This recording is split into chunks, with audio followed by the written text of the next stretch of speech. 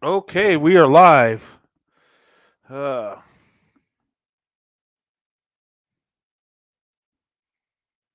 all right, wait for a couple people to come on before I get going.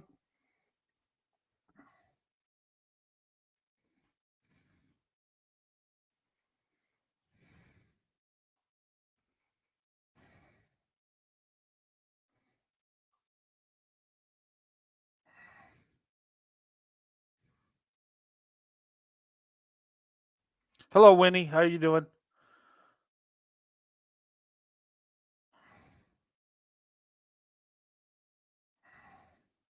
All right, welcome everyone.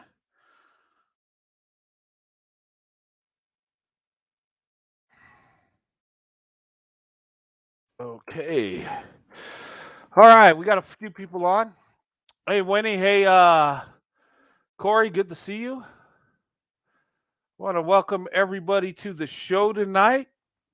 Um, I'm an hour late. What I posted. Sorry about that, guys. I got in the prayer meeting went a little longer than I thought it would be, and I kind of fell behind on my schedule a little bit, but that's good. I mean, it was a good live stream, um, and I thought I'd just jump on, you know, do it an hour and jump on an hour later, but it's all good. Um, but this is probably one of the earliest shows I've done in a long time. I mean, usually they're late night shows. Um, But anyway, um, I want to talk about tonight is I want to talk about interracial relationships, and I kind of changed the title of what originally was going to do. I'm still going to do the same areas, but I want to talk about interracial relationships and how they're taken for granted. You know, yeah, there's and interracial relationships, there's many relationships. You could have an interracial friendship, friends with people of other races. People really don't care about that stuff. You can have a friend of any racial group. Um, you know, back in the day, that might have been a problem. Well, for some, it was a problem back when we were segregated. But people really don't think about who your friends are or whatever. Some people might have a problem with it. But when you get into relationships, when man and woman dating and marriage, it's perfectly allowed. It's perfectly legal. You can do it. And, you get some haters. There's people that are against it, yes. You still get that. But, for the most part, if that's what you want to do, you find someone you're interested in that's interested in you, and bam. And we kind of take that for granted a little bit because if you look in our history back in the day, it was really frowned upon. It was even illegal. It was even a lot of people were against it. Even in the states it was legal, you still there was some backlash on it. I mean, people in neighborhoods would give you problems. People would go in on you just because of who you're with. And it's a sad thing that you could fall in love with someone that's in a different racial group, but you can't marry them. I mean, that would have been total hell if you had to live back then. Um, thank God we don't have those laws anymore. And so interracial relationships, marriages have grown across the board. One out of every six newlyweds today will marry interracially.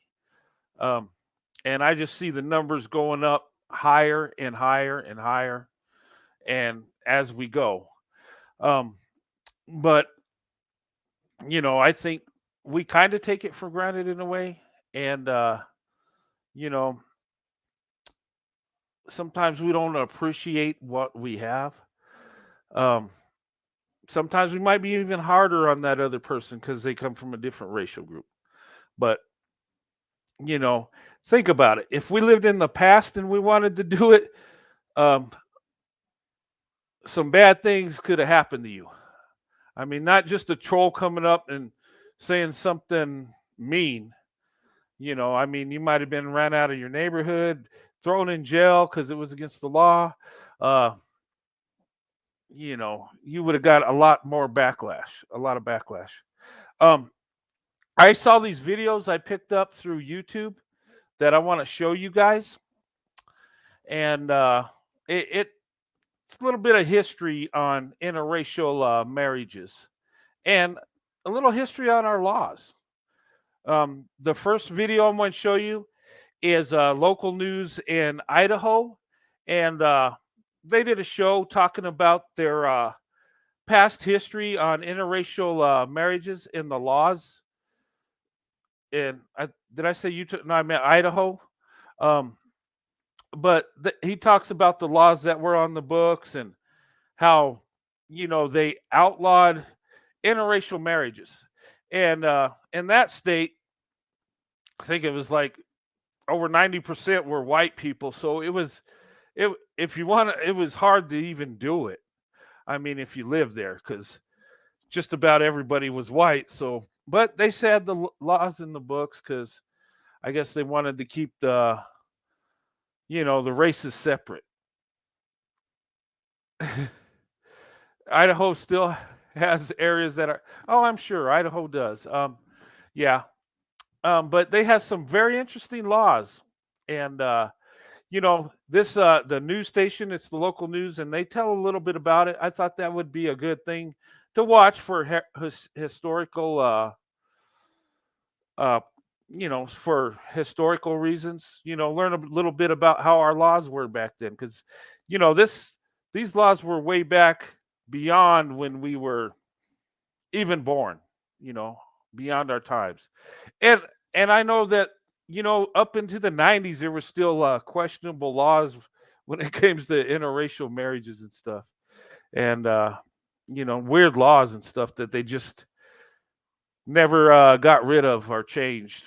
But I'm supposed to be visiting Boise. Should I? No, I'll go to it. I mean, I'm sure Idaho ain't like that. I don't think it's just it was just written in the laws. I never been to Idaho, but I don't don't judge Idaho from the past. Okay, I'm sure there's good people in there that don't believe in segregational laws and stuff. Um, just like any other state out there, there's people, good and bad people in there. So I wouldn't base it on this this news thing I'm going to show you guys. Let me add this real quick, and I'll show it to you. I'll be breaking it down as we go. To vaccination. Okay. All right. Oh, shoot. Before I do that, let me stop right there. Let me add this. Let me do the disclaimer before I get started. Okay. Copyright disclaimer under Section 107 of the Copyright Act of 1976. Copyright disclaimer under Section 107 of the Copyright Act of 1976. Allowance is made for fair use for a purpose such as criticism, comment, news reporting, teaching, scholarship research. Fair use is permitted by copyright statute that might otherwise be infringing. Nonprofit education or personal use tips of the ballots. Okay, so we're going to use this video and give a shout out to local News 7 in Idaho. We're going to be using this for educational purposes. We're going to be using this for commentary. We're going to break it down and learn a little bit about the history. It's the history of Idaho, okay? But a lot of their laws were similar in many states in the United States. I just came across this, and I thought it'd be very educational. I thought it'd be really good. Okay, so let me go ahead and add Rhythm Nation to Raider Nation. From Rhythm Nation to Raider Nation to vaccination. it's just a nonsensical way to get the word to the word that is misgeneration. Let me try that again. Miscegenation. Miscegenation. Miscegenation. Say it with me. Miscegenation, something that was almost or is also nonsensical. Miscegenation, laws against such things that were passed by almost every state in this nation. Anti-miscegenation laws, state statutes that forbid interracial relationships so as to not mix races. This was a thing. And Okay, he's talking about, I can't even pronounce that, miscegenation or whatever, having to do with the laws. And, he acts kind of surprised that this was a thing that they outlawed interracial marriages. If you studied history, I mean, you would know, but maybe he's not surprised, but he's like, really? We really did this? But anyway, but this is their local news. KTVB News 7, give them a shout out because they put together a really good piece here. Let's go ahead and continue. some of you can remember when it was a thing across most of the country, including right here in Idaho. So this day in history, March 1st, Idaho decided to address their miscegenation law, pushing out interracial marriage law further toward the outer limits. It was in the middle of the Civil War. President Lincoln was about to be reelected, and Idaho had just become a territory. One of its first territorial laws, that first legislative assembly in 1864, banned marriage between any white person and any other person of African descent, Indian, or Chinese. The crime of miscegenation, a misdemeanor. Okay, stop it right there. So their first thing to do and put in law was banning interracial marriages with white people, black people, Chinese, and Native Americans, right? And then you see the propaganda here, this poster. You know, you got a regular looking white woman and this guy, they over exaggerated features, you know, to make them look bad and stuff. I mean, just part of the propaganda, because they didn't want no race mixing. They didn't want no interracial marriages going on. But anyway, let's continue. Then 57 years later, on March 1st, 1921, the Idaho legislature amended its law, not to right a wrong, but to add to those nuptial no-nos. Changing the language to Negroes or mulattoes, House Bill 2 would expand the marriage ban to include Mongolians. Basically, any interracial marriage would be illegal and void. Oh, and marriage between first cousins, they also threw that in there. Okay, so here they went back to amend it, right? You'd think, oh, they went to change it. They seen the wrong in it. No, they just added to it, right? And, you know, it was nice to throw in first cousins. You know, I don't believe in first cousins getting married, but they added to it. They added, you know, so they didn't take it away. They wanted it to be purely white people marrying, and other races, I guess, could do their own thing according to this law. But they didn't want the interracial marriage going on. But he's explaining how they went back to amend it, not to correct it, but to add to it. Anyway, let's continue. Mongolians, by the way, were defined at the time as the largest race on record at 655 million, and considered those from China, Tibet, Japan, Korea, Siam, and Indochina. Okay, so that takes care of all Asian people. You can't marry them according to this law, right? So I think they went in to amend it to make sure you weren't going to marry anybody if you're white, they had to be white also. But that's the first thing they did. Crazy, right? Anyway, let's continue. Population of Idaho during that session, a little more than 430,000, of which fewer than 1% were considered not white. So the odds were slim it was going to happen, but they weren't willing to take that chance. Okay, so you hear what he said there. Okay, less than 1%, okay, were non-white. So it would be impossible if you lived in that state at the time to really marry interracially. But they don't want to take that chance, right? Oh no. It's kind of silly, right? Less than 1% at the time. Wow. Anyway, but let's continue. At least until the law was repealed in 1959, despite only 4% of Americans approving of interracial marriages. Okay, you see that? And back then when it was repealed in the 1950s, what was it? Only 4% or 5 approved of interracial relationships or interracial marriages? So that's gosh. So more than 95% uh disagreed with interracial marriages back then. Wow. Today it's flipped the other way. Most people are okay with interracial marriages. You still got people that are against it. You always will. But it's flipped, and that's a good thing because we have the freedom to marry who we want to marry. As men and women, we could come together, regardless of our race. But back in the day, that wasn't so. Let's continue. So, why did they add Mongolian to the list of illegal interracial marriage in Idaho? Well, apparently there were a lot of Japanese immigrants to the U.S. at that time. So much so, Congress passed the Immigration Act of 1924, which completely excluded immigrants from Asia. As mentioned, Idaho's 35th legislature in 1959 repealed that law, which was 12 years before interracial marriage became fully legal in the United States. The 1967 Supreme Court decision, Loving versus Virginia, made state anti-miscegenation laws unconstitutional.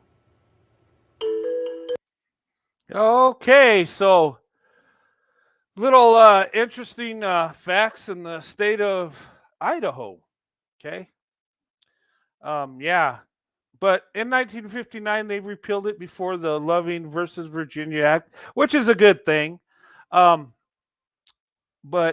I guess they threw the Mongolians, Asian in that racial group because a lot of Japanese immigrants came over and stuff, and they didn't want people intermarrying with Japanese, I guess. So they just what they were trying to do is keep all white people together is what they were doing. They kept adding so you wouldn't drift into another racial group.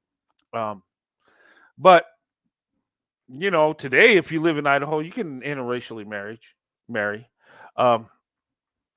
And all across the United States you can. It's legal in every state. But not too long ago, some states it was still illegal, but kind of interesting. So when you interracially date and you have the legal and you want to get married, you can walk into any courthouse and get married, or you could have it in a church, or you can legally you can do that. Okay. And fortunately we got out of this laws against interracial marriage because we're human. We can be attracted to anybody. We can fall in love with any group of people. We can. And those that say it's unnatural to love somebody out of your race is full of crap. Men and women are attracted to each other. And you could show a man any woman, any beautiful woman in any group, he'll be attracted to her. He'll find beauty in her. And same goes with men. Women find men of different races attractive. I mean, they're attractive people in all groups. So, and you can fall in love with somebody from another group very easily. And it's a shame that people had to deal with that and couldn't marry the people they actually loved and had to have secret relationships where they had to hide it from everybody. But anyway, so when you're interracially dating in marriage, just don't take it for granted. You're able to do what people before us weren't allowed to do legally. And in fact, they wanted to do it, they'd probably have to go to another country to do it. Or maybe in that case, another state. Other states were legal, but you would have to leave home to do it. That's what I'm saying. I'm going to add this other video, and this one's been requested.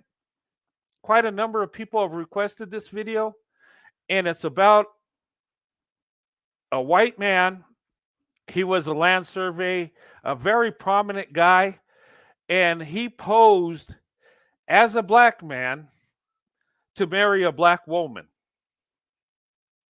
I mean, it's a real interesting story.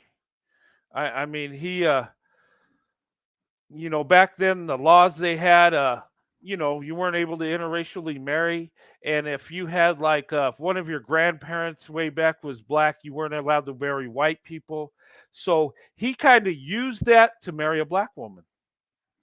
It's an interesting story, and people have asked me to show this on a live stream, and I have in the past. I have a video live stream up on my channel that I've done a reaction to this. And I'm going to do it again so you guys can see this. And it's a very interesting story, and it's a true story. And the woman didn't even know he was actually a white guy till he was like on his deathbed. I mean, she knew he had white in him, but he he portrayed a black man to marry a black woman. Uh, but anyway, let me put this on the screen here, and we'll show this. I'm going to kind of chop through it to get to the meat and potatoes of the thing. So a lot of in between, I'm going to kind of go through it a little bit so you guys can see the story. But let me add this to the thing. Went to Yale, PhD at Harvard, geologist, diminutive, friend of John Hayes, friend of Henry Adams, very well connected in a Okay, family. All right, let me stop it right there. Okay, noted geologist Clarence King. Okay, he was posing as James Todd, married to Ida Copeland in 1888. She did not learn of his true identity until she received a letter from him on his deathbed. Okay, so his real identity, he was just a white guy, right? He was a very prominent white guy. He was a land surveyor. He was upper class guy, and she didn't know that he made a false identity to marry her till his deathbed. Pretty interesting. Let's continue. Went to Yale, PhD at Harvard, geologist, diminutive, friend of John Hayes, friend of Henry Adams, very well connected in American society, and a very, very good geologist. And he was put in charge of what was called the 40th Parallel Survey, to survey all the land between Sacramento in the west and Cheyenne in the center of the country, 1,000 miles and 100 miles north and south. Took him 7 years to do it. Impeccable maps. Okay, so he was a very prominent land surveyor, and he's explaining all the land he surveyed it. And, he's a really, very intelligent land surveyor. He's real high up there, But anyway, let's continue. They cost hundreds of thousands of dollars if you want to get the full report of the 40th Parallel Expedition. And as a reward for doing that so well, he was made the first ever director of the United States Geological Survey, a body which still exists today. However, he had a peculiar personal life. He, and I trust no one will be offended, it's early in the morning, I'm afraid, but he sexually very energetic, but he didn't like white women. He loved Native American women, and he loved black women. Okay, you don't say. All right. So he loved black women and, well, Native American women. That sounds familiar. So, he's a very prominent white guy, but he loved black women. Hey, can't fault him for that. Okay. A lot of us are like that. I love black women, but I don't have to change my identity or fool anyone to do it. I just love what I love, and I'm allowed to. But he had to go through some measures. But anyway, let's go. And there came an event when he was well on in years. He was walking across through Riverside Park in New York, and he saw walking towards him a black woman. And for him, it was a sort of a coup de foudre. He saw this, he said, "This is the woman of my dreams." But instead of going up to her and saying, "Good evening, madam, my name is Clarence King, I'm director of the United States Geological Survey, will you have dinner with me?" He's thinking too fast on his feet. He made a remark which turned his whole life topsy-turvy. He said, "Good evening, madam, my name is James Todd." Where he got that name from, I don't know. Okay, I'm gonna stop it right there. Does that look like a black man? No. It- but he what? See, the thing of it was back then, if you had like a grandparent that was black, and there were people like that had that, and they weren't allowed to marry white people because of the laws, and there were people that looked just like him that had some black in them. You didn't see the features, but they were out there, and he posed as a person like that in that area. But let's continue. I may look white, but I'm in fact black. And I'm a porter with the Pullman Railway Company. Will you have dinner with me? This is that guy. This is that guy. Okay, that was that guy, right? You see the laughter in the background? They're like, there's no way that's a black guy. But, he could have had some black blood in him from a grandparent. Um, he passed for black in order to marry his love, a black woman. The story of Clarence King. Okay, let's continue. Today we begin with a woman who was born a slave around 1860. Martha Sandweiss wrote a book about the marriage of that former slave. The woman was Ada Copeland, and the book is called Passing Strange. Ada Copeland is someone we know very, very little about. We know she was born in West Point, Georgia, just months before Georgia seceded from the Union. We know that she likely spent her childhood in a world of violence and confusion. The Civil as War. Georgia, exactly, during the Civil War. And we know that sometime in the mid-1880s, she... Okay, that's her headstone. The lady that he married, Ida King. You see, born in 1863. That was what, 2 years before the end of the Civil War and the end of slavery. So she was born into slavery, um, but that's her gravestone, and we'll go ahead and continue. moved north to New York City. And somehow she met a man on the streets of New York who introduced himself to her as a Pullman porter named James Todd. Okay, there she is right there. Very beautiful woman, you know. Um, and that's who he approached. And he was pretending to be a Pullman porter, which black men at the time, that's the jobs they did. And there were some guys that looked white that had some black in them, and they did that also. So he was able to pose as a white guy that had some black blood in him. And if you had a little bit in you, you were considered black. Okay, and that's what he was pretending to be. But let's continue.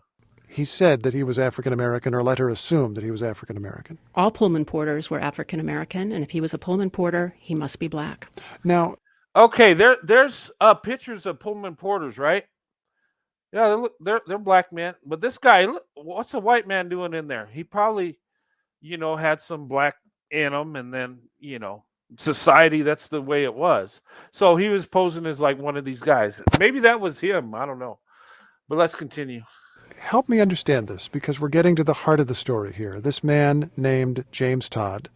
Was anything that he had just told his future wife true? Absolutely not. James Todd was really not black. He was not a Pullman porter, and he was not even James Todd. He was, in fact, Clarence King, a very well-educated white explorer who was truly a famous man in late 19th century America. And connected to a lot of other famous men? Two of his closest friends were Henry Adams, who was the grandson and great-grandson of presidents, and John Hay, who had been Abraham Lincoln's private secretary and would later become the Secretary of State. Now, I think the story... Okay, so you see, this guy, Clarence King, his real name, or what he's posing as James Todd, Clarence King was a very famous man. He's a very famous surveyor. And he actually was rubbing elbows with high society men at the time that were actually running the country, grandsons of presidents and stuff. He was well known. He had a lot of, he's famous at the time, had a lot of prestige. But his preference was a black woman. Okay, but he had to go through extreme measures to pull this off. Okay, just because of the laws and stuff. But let's continue. will be surprising to a lot of people, starting with the question of how a man who was white, seemingly about as white as you could be, could possibly pass for a black man. That is something that surprises most people when they hear this story. But we have to think about what was going on in America in the decades following the Civil War. Once enslaved people became freed people, many Southerners became very anxious about how they could keep black people in their place, so to speak. How could you recognize a black person if they were no longer an enslaved person? So throughout the South, Okay, so what she's talking about is how can you recognize a black person after slavery? Well, I mean, you can recognize black people, but when you have, you know, you know, people would have sexual relations, black and white. They were doing it back then. They would hide it, but there were children that came of this, and some children were really light complected. They might look white, and they're saying, "Well, how can we tell if?" Because they're trying to keep it segregated, right? And how can they tell? And once you had a little black in you, and that day you were considered black. There wasn't like, well, they're biracial or nothing. No, they just consider you black. That's the way it was. Um, but anyway, let's continue. And there's a picture of Pullman porters there, and that's a job that a lot of black men did because their jobs were limited at the time because of segregation and stuff. But anyway, let's continue. states passed laws that effectively said this: if one of your 8 great-grandparents is black, you are black, no matter what your skin looks like. And paradoxically, those laws meant to fix race made racial designations extremely fluid, and they made it possible for a light-complexioned, blue-eyed, blonde-haired man like Clarence King to claim African ancestry when he actually had none at all. Now, this is a reminder. Okay, so you hear that? It took like a man like him that was blonde hair and blue eyes that you would look at and say, yeah, that's a white man. I mean, he has the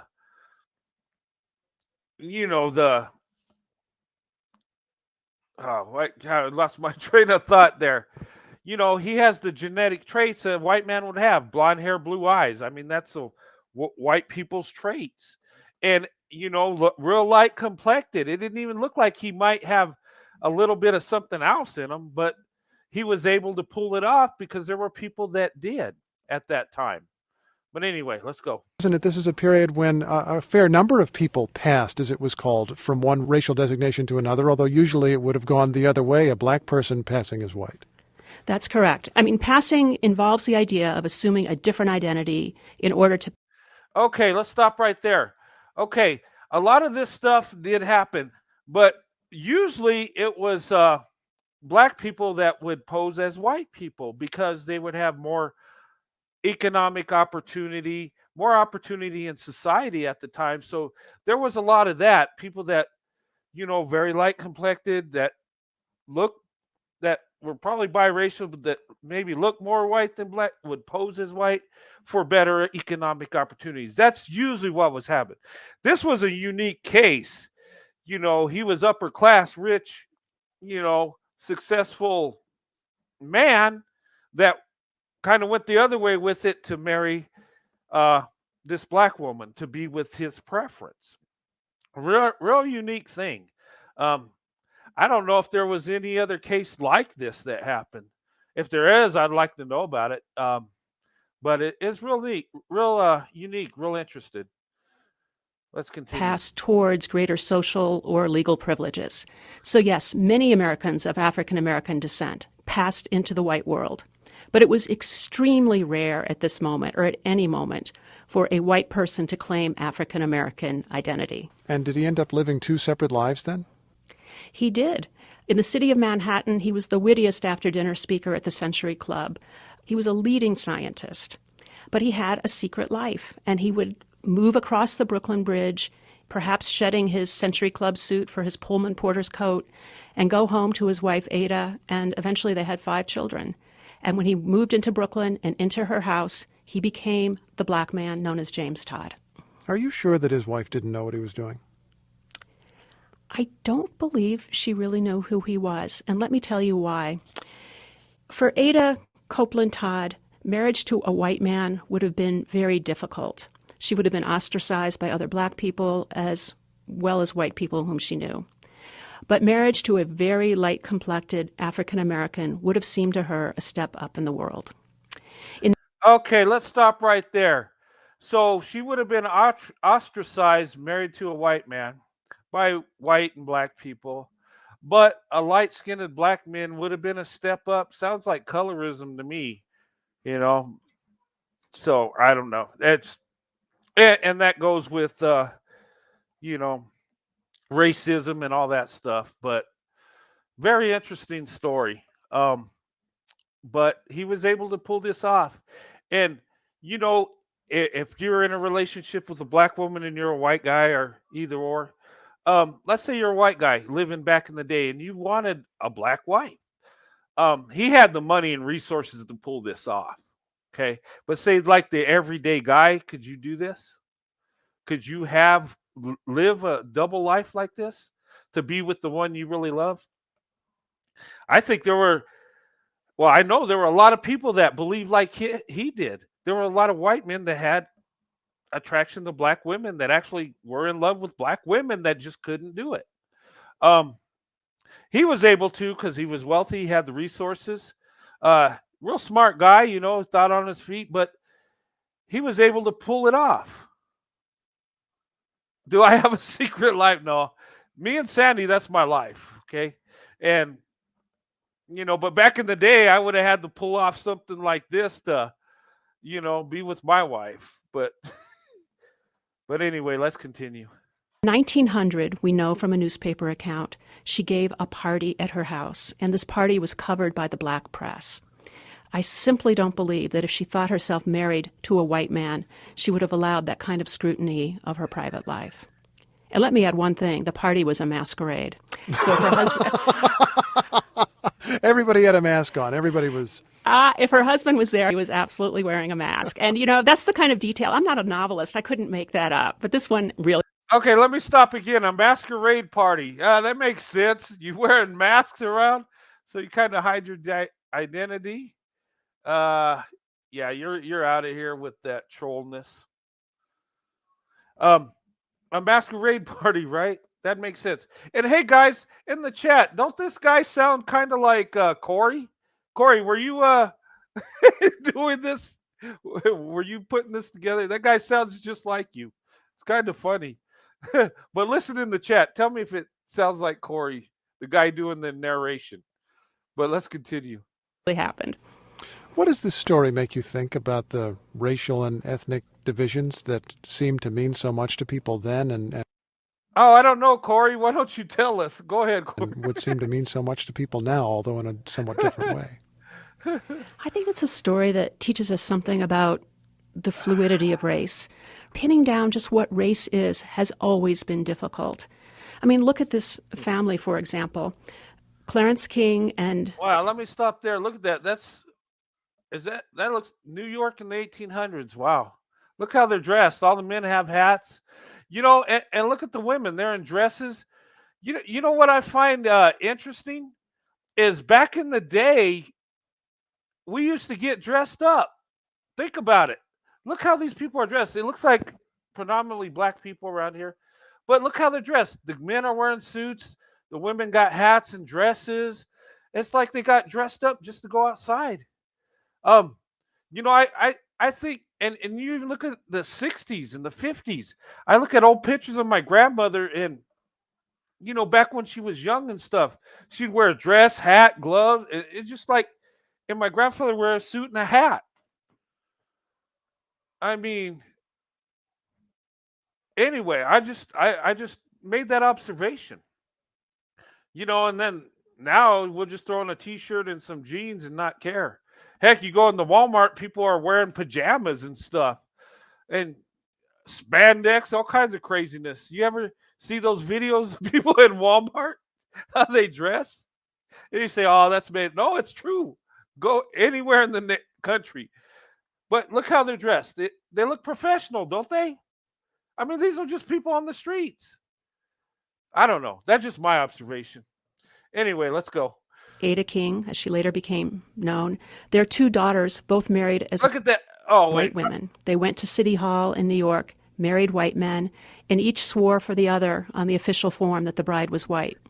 But a year or two later, their brothers went to register for the draft for World War I, and they were both assigned to all-black Jim Crow regiments. A few years later, they're back home living with their mother, and they're all designated as mulatto. The designations are always shifting. It's interesting to go back and look at how the federal census forms allowed people to designate their own races.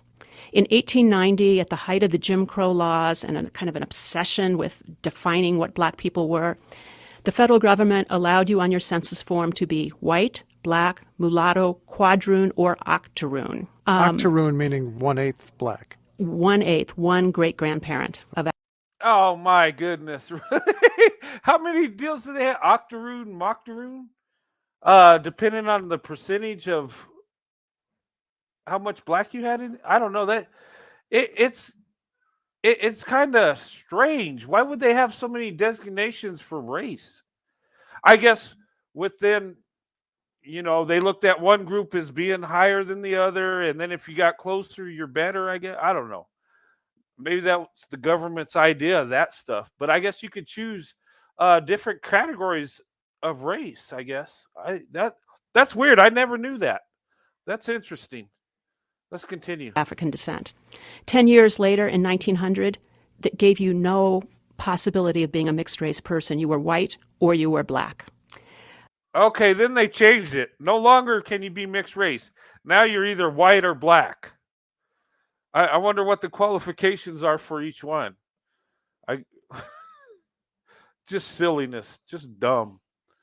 Let's Later go. in the early 20th century, there's a designation that you can be mulatto, that is of mixed race. But in 1930, that disappears. From 1930 until the year 2000, you can only be black, or you can be white, or you can be some other descent. There's no. Oh, let me put this out.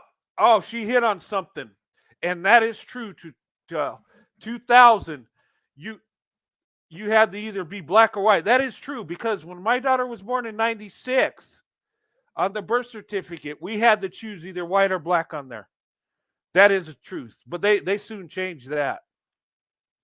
And I don't like putting a race on there anyway. I mean, that's to me is just stupid. But yeah, that is true. Because I experienced that when my youngest daughter was born. Yes, that is. Yeah, that just hit. I was like, wow. Interesting. Let's continue. Possibility of a mixed race designation between 1930 and the year 2000. It's changed again, hasn't it? Right. And now Americans can indeed check that they are of mixed descent. Which is another thing to learn here, that we might think of a lot of these changes in racial consciousness as being recent, but just what you said. Okay, so that was just recent. Now you can put mixed race on your birth certificate. You can choose mixed race. But yeah, when my daughter was born, she had because I'm white and my wife's black, we had to choose either white or black to classify my daughter. That is fact. But now that's changed. She can be mixed race. So, but I mean, it's silly. What we just obsessed with classifying, separating people. Still, to 2000, we're still in that segregated mindset. Okay, I'm going to read this up here. It said, after King died, Copeland embarked on a 30-year battle to gain control of the trust fund he had promised her. Okay, that's his wife. She had the battle for the money he left her. Oh, I wonder why. Was it because she's a black woman? Sure, that's the reason. Okay, her representatives included the notable lawyers Everett J. Warning, the first black lawyer to argue the case before the Supreme Court in the United States, and J. Douglas Whitmore, who contested the segregation laws in Jacksonville, Florida. Okay, so she had to go to court to get what her husband left her. Okay, that's his wife. But because of the segregation laws, she had to fight. And there were some cases women that were interracially married didn't get what their husbands left them because of that. That's sad. But anyway, just thought I'd read that to you guys. Let's continue. Suggests the way that the debate has gone on for well over a century, centuries really. Exactly. And I think Clarence King, in a way, was a racial radical. In the 1880s, he was writing about a proposed monument. And he said there can be no true American style because there's no true American people.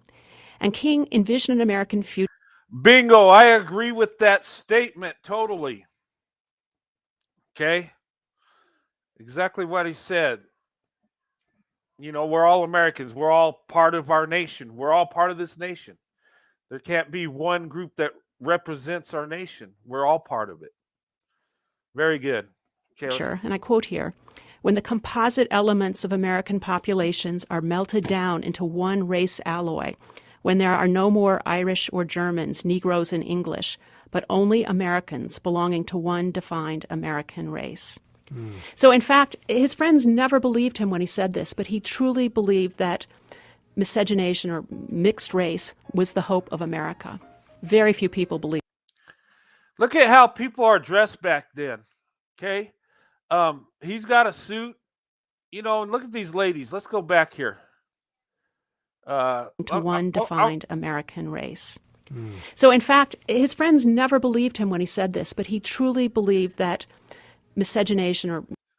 Okay, look at these ladies, how they're dressed. Look really nice, right? They got their hair done, their dresses. How many people dress like that? You see this man here's got a suit on. Hey, did they take pride in how they looked when they went out in town? Did they? Hey, Mark, how's it going, brother? Did they? It looks to be. I mean, these women look beautiful, man. This guy, you know, he's in his suit. He's looking at him. Yeah, okay. But no, seriously, they took pride in how they look. Look how their fashion is. Look how they dress. Why don't we go back to that? Anybody seeing what I see or feel the way I do about this? I don't know. Let's continue. Mixed race was the hope of America. Very few people believed that in the 1880s. Martha Sandweiss is the author of Passing Strange. Thanks very much. My pleasure. Thank you. Okay, nice documentary. You got to give these guys a shout out. They put it together really nice. You know, that was a good video. And it's interesting because he posed as having black ancestry to be with the woman he loves. You know, living a double life. Yeah, and you know, he did it. And you know, she didn't really find out that he was living a double life till he's on his deathbed. And a Pullman porter, that would be the perfect job to have to pull it off, because you know why? You're riding the trains across the country. You're going to be gone for, you know, days, months. I mean, you're traveling across the country. So that he could pull it off with that job. That was genius, picking that job that he had, you know, supposedly had. So he could live a two-part life. But, you know, he had a preference for a black woman and he had to go through extreme measures. Today, if he was living in today's world, he could just find a black woman and, you know, if she's interested, marry her. You know, but he had to go through extreme measures back in the day. But yeah, and I just wanted to point that out. People were really nicely dressed. And these weren't rich people. These were everyday people that we're seeing, you know, on the streets of New York back in the day. Everybody was dressed nice, it seemed. I look at my grandparents' old photos and they're dressed nice. I mean, the times we dress up and look nice is when we're going out or going to some activity or doing something. But, you know, these people would get dressed up to go to the store, to go down to the market, to go see a movie. Is there a movie? I don't know if there's a movie on this. I don't, CC. But if there is, I want to know it. I want to find it because this is a very interesting story. And I love doing a reaction on this. A lot of historical knowledge we're getting from this, from what this man did and our laws back in the day. Well, we didn't live through them, but we could study them and just how they were written, how silly they were when they, would classify you as race, let you pick certain categories, and then no, you can only be one or the other. And then, I mean, to me, it just seems silly.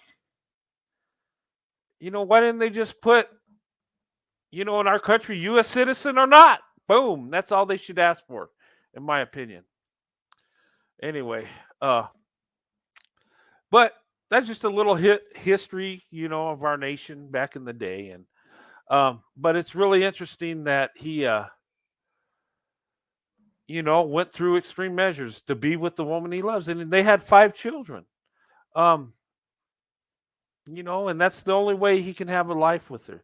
Sad, even though he's a prominent guy, even though he was famous, uh, even though he, had friends that were grandkids of presidents, and he was very famous land surveyor. And he chose to live a double life to be with the woman he wanted to be with. And he had a preference. And people have been having a preference for black women forever. It just our laws would separate that. But now that it's opened up, it's increasing more than ever, and it's going to continue. Like I said, 1 out of 6 people marry interracially right now. Okay, and I'm going to say this, and I believe it with my heart, it's going to increase even more. I see it increasing next 20 years, 20, 30 years. I see it increasing 5-fold, maybe even 10-fold. Because millennials, they don't care about, a lot of them don't care about, racial groups and stuff. They just go where they want to go. And we should all do that. But anyway, I just wanted to share these 2 videos with you. I thought they were, good for just educational purposes, history. I like studying history. And school, that's one subject I was always good at, is history. I love history. And I just study these silly laws, these segregated laws we had. And, like he said, we're not one group of people. It's a melting pot of different cultures, different people, but we're one nation. And we ought to live like it. In a perfect world, we just embrace each other and make our nation better than it is. But, there's still evil in this world, and we got to fight the good fight. But I just wanted to share that with you guys. And, but speaking of interracial relationships, I'm going to put the link up here if you want to come on. But I want to talk about the amount of interracial marriage over here, 7%. Okay. They said in America, 1 out of 6 are interracially married.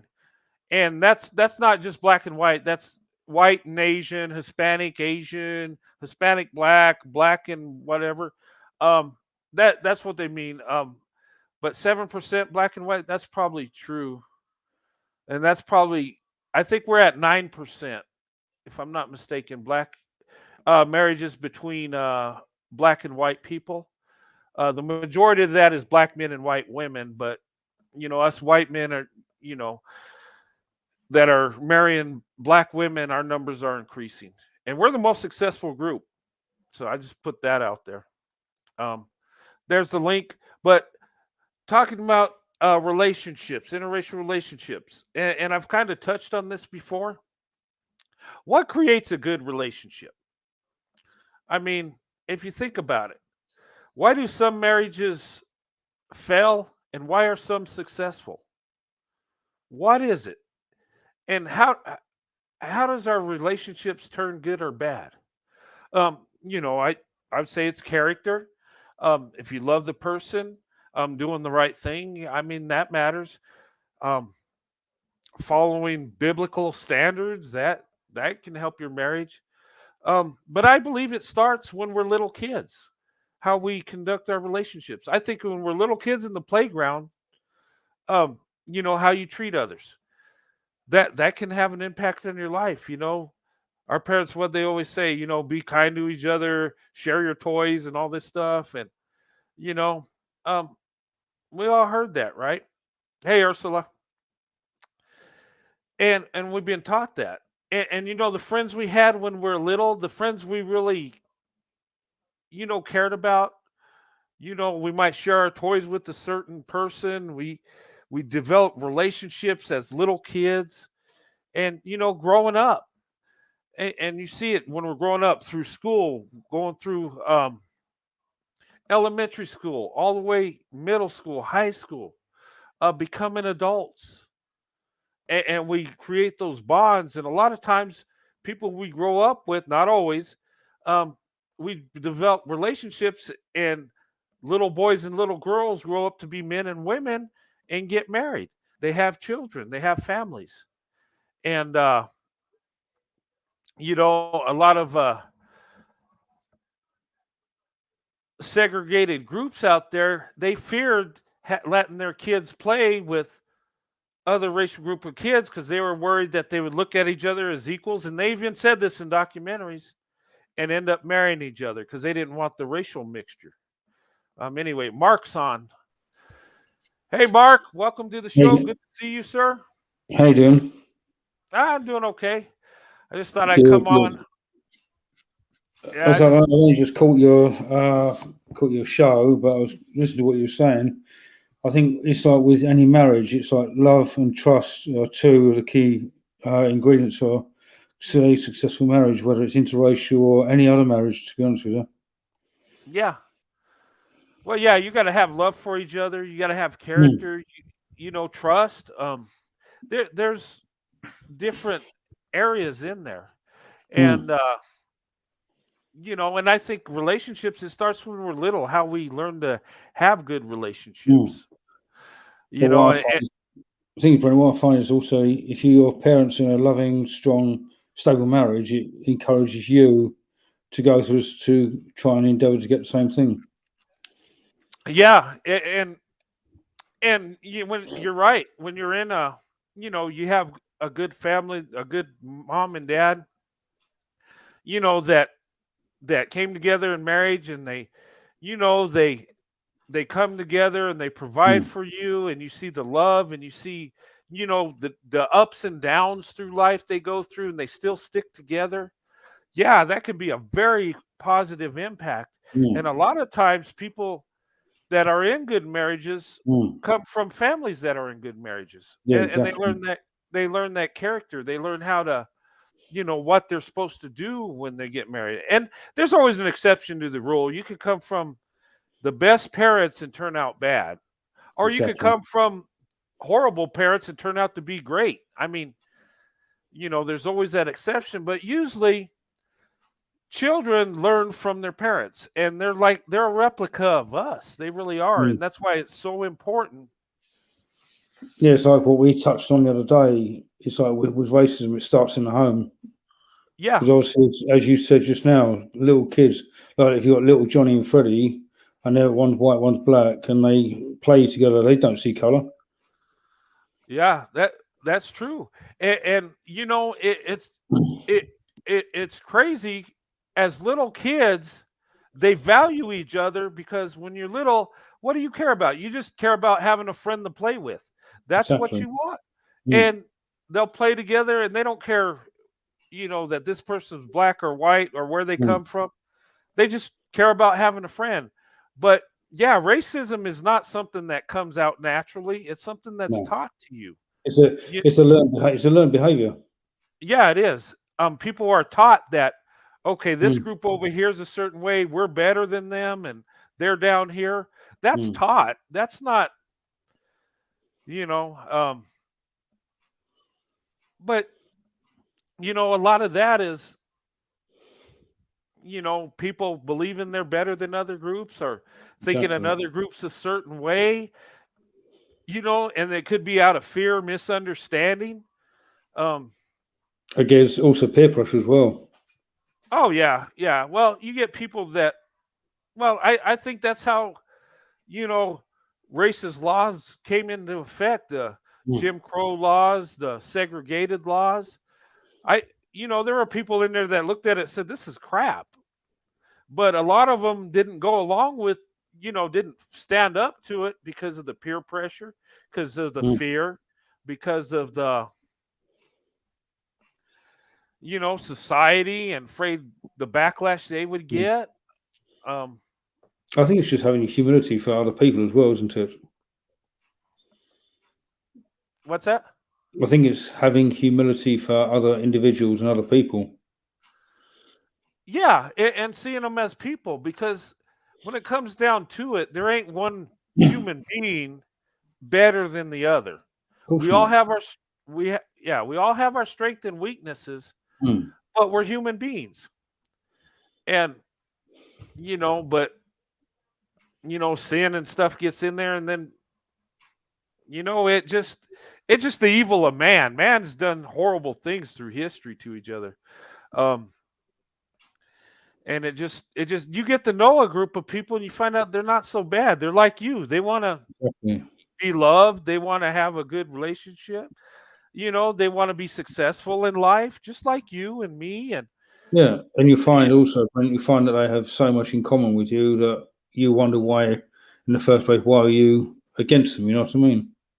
yeah, yeah, you do.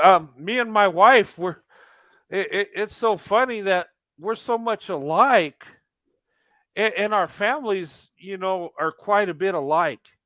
Um, we're both Christians. We're both the same religion. Both our families are middle class. Mm. Um, my dad was a fireman and a Mm. paramedic.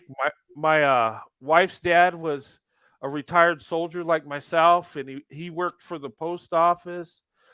Just you know, middle class people, and the values that both of our families had were so similar. And when we got married, it was like our families hang out together. It's great. It's like the family just combined, Mm. and it's neat. It's and it goes along with faith and our beliefs, and our marriage.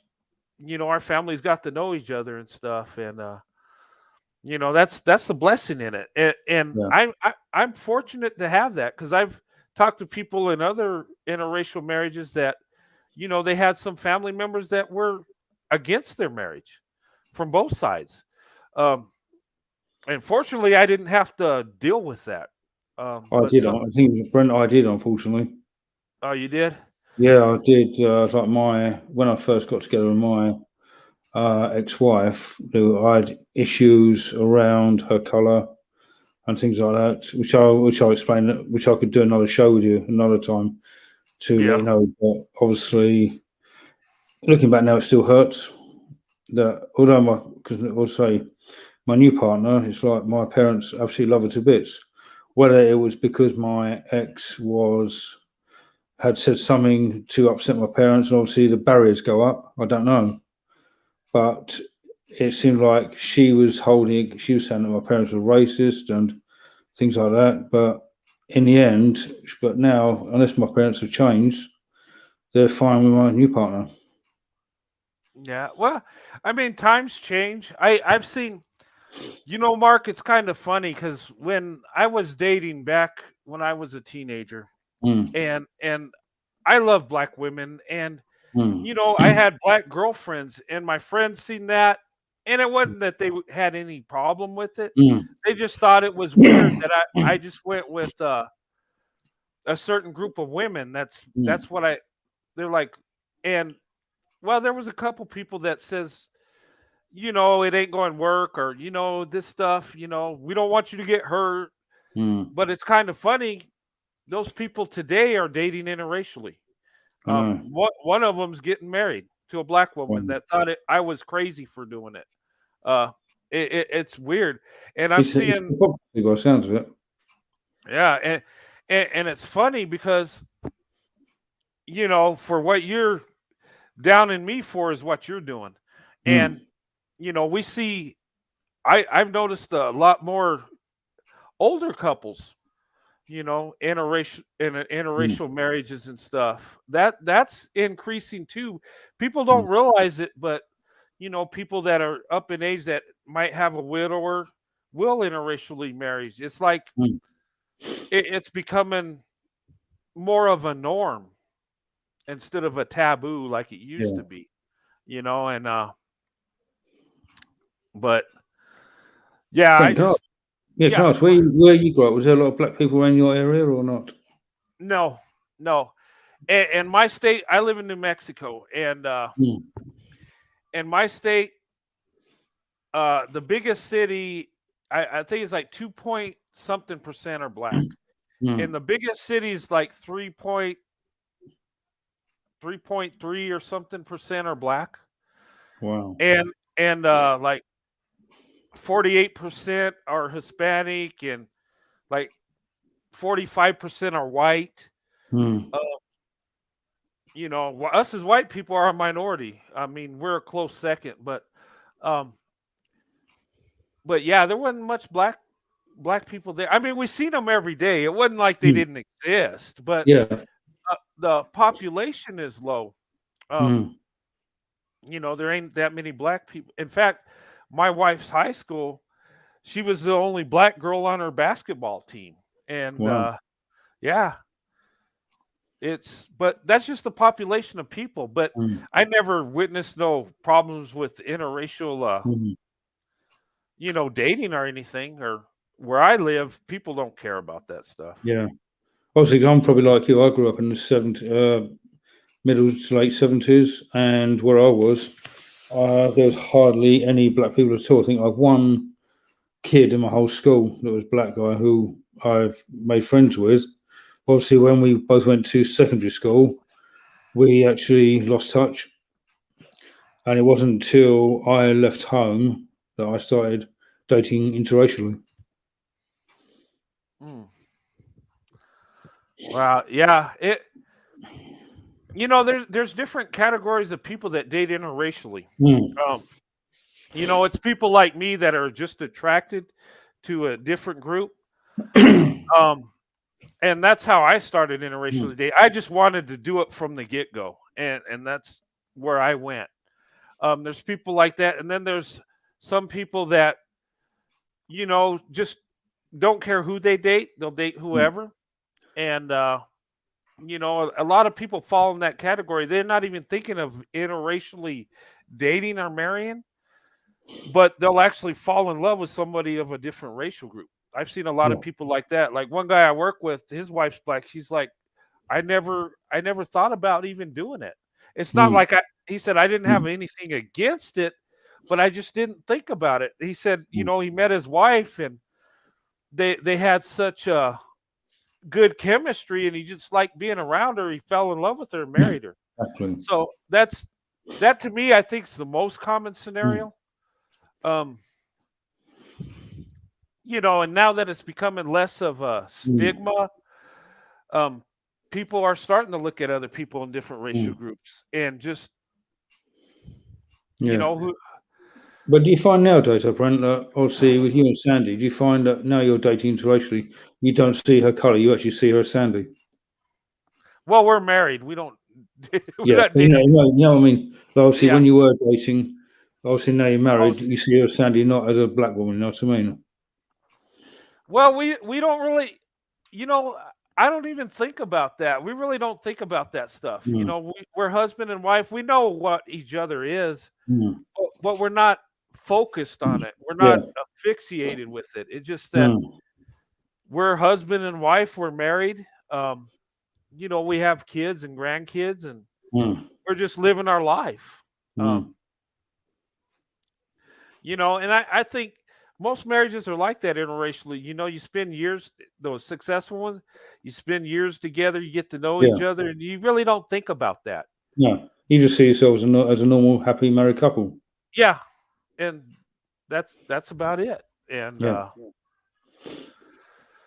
and I like to talk. I do like to talk about it. I like to share Mm. with people. Like, you can have a successful marriage, you can have a successful life, a good family, Mm. marrying interracially. Um, and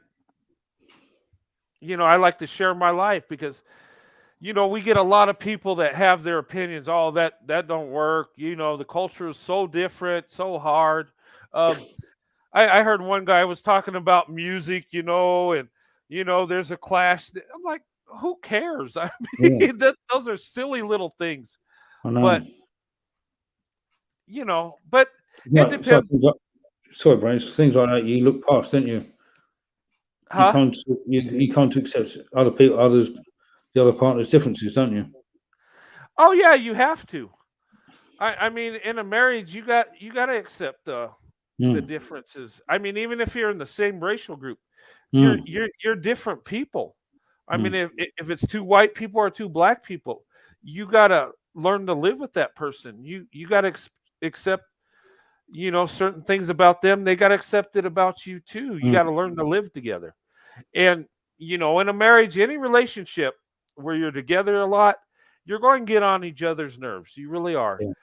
You're going to have your arguments, you're going to have your ups and downs, but at the end of the day, if you love each other, you'll work through it. And And I always I think also you need to put God at the center of the marriage at all times. Oh, most definitely, yes. Um and just reading the Bible and stuff there. And I tell people, when you read the Bible, it's God's word. But it's also God's guidebook. Yeah. It'll tell you stuff in there, how you're supposed to treat your wife, how you're supposed to, you know, it tells you not to look at other women. It tells you to Mm, forsake all when you get married.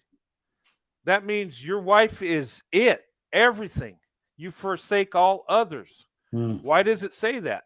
So you stay true, so you don't get into temptation. So exactly. I mean, that's just an example of it. You read through it, it gives you guidance on how to raise your kids, how to live your life. And a lot of us, we don't, I'm just speaking in general, a lot of people, they don't follow God's word. They might go to church and they might, yeah, praise And stand God. in church, sing hallelujah and things like that, but they're Yeah, not so yeah, far away. You know what I mean? yeah. Be a saint on Sunday, but the rest of the week, Mm, let it rip, right? yeah. There's so many people in that area. And but yeah, God's very important in this. You got Mm, to have God, of because course you're you do. going you're going to face some issues. Mm, And but God holds you together. Like I've counseled people, in my military career that had marital problems. And I tell them, keep your eyes on your wife. They yeah. say, "Oh, well, I was tempted. I don't." Keep your eyes on your wife. Your wants, your desires belong to your wife. Mm, And it says that, if you look upon another woman in lust, you already committed adultery. yeah. So it's telling us, your thoughts too. Keep your thoughts right. You know, Mm, keep your wants and your desires on your wife. And women, the same thing with your husband. That's what marriage is supposed to be. And if you follow the Bible and pray about it, you're going to know this, and it keeps you out of trouble. It really does.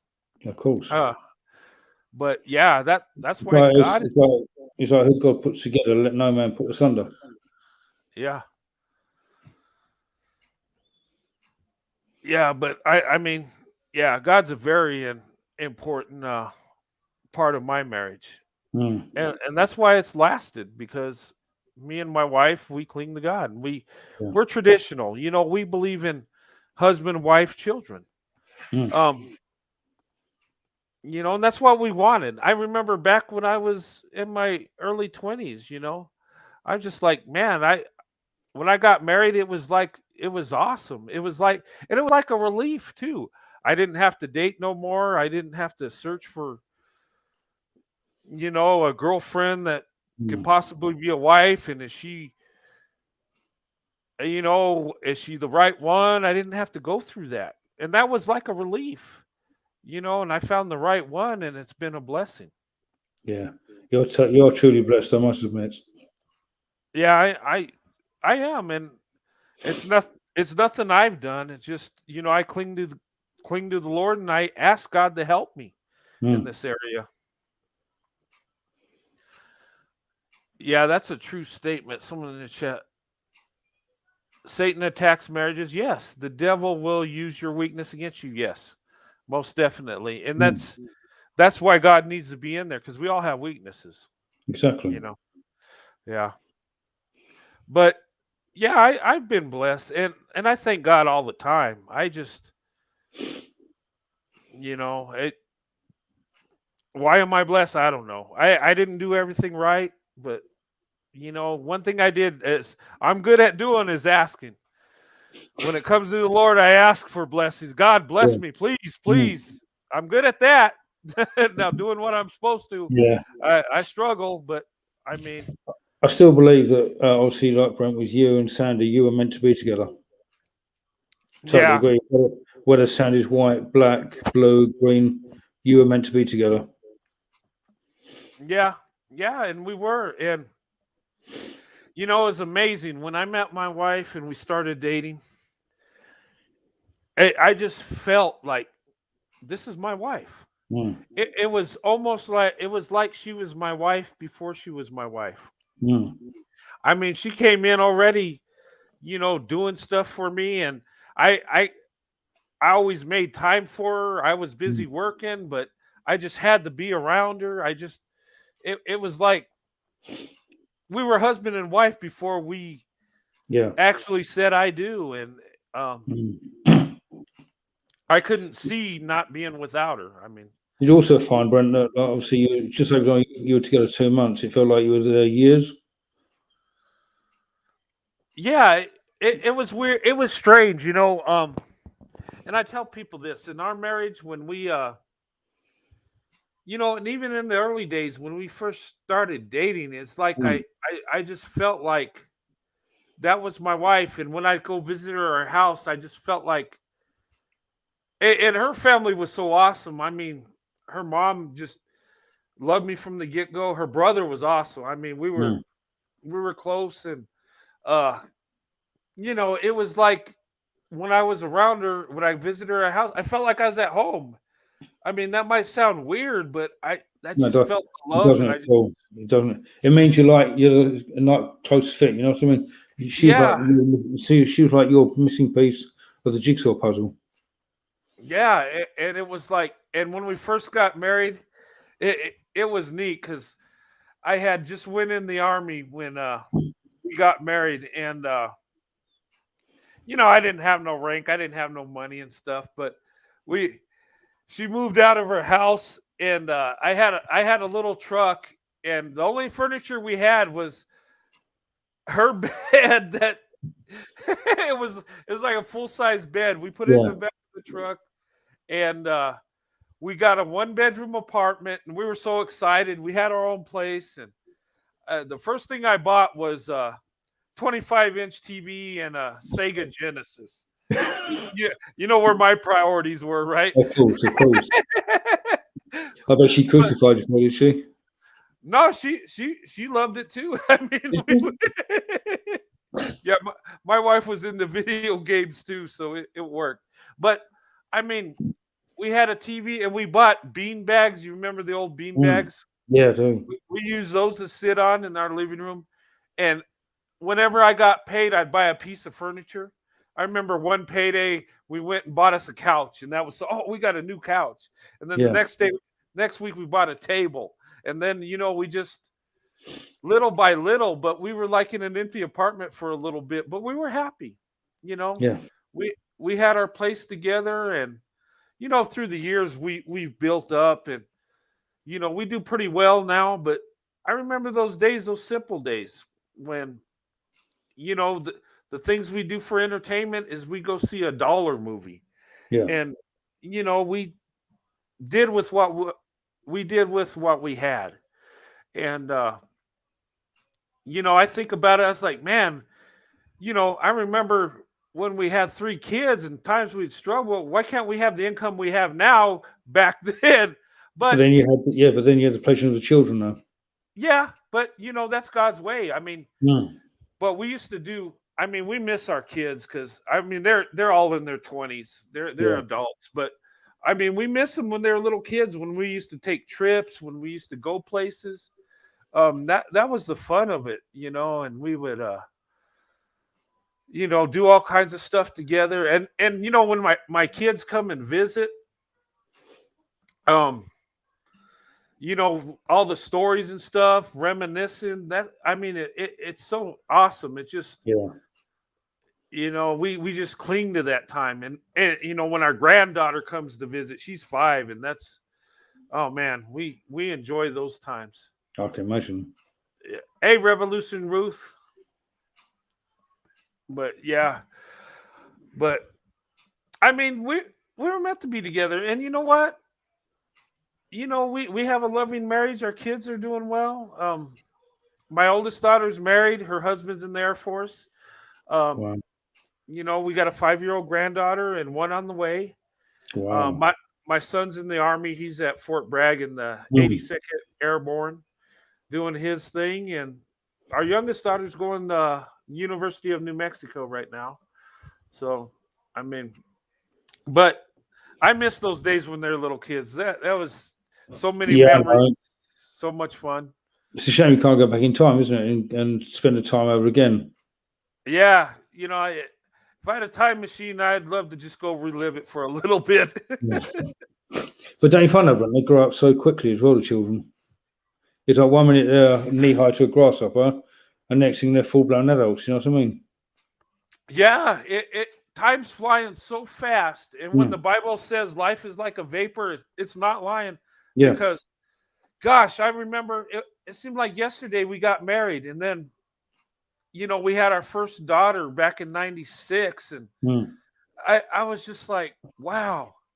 Now she's married and having kids, and then our son's in the Army. I remember when he's just a little guy, and our youngest turned 20. So it's like, wow, where have the years gone? And, so I think about that. I'm like, man, I don't have much time on the earth if you really think about it. Even Yeah. if you live to be 100 years old, Mm. it just goes like that. And I remember my grandfather, he lived to be 99 and a half. Wow. And he told me one time, he said, it goes so fast, you wonder where did the years go. Yeah.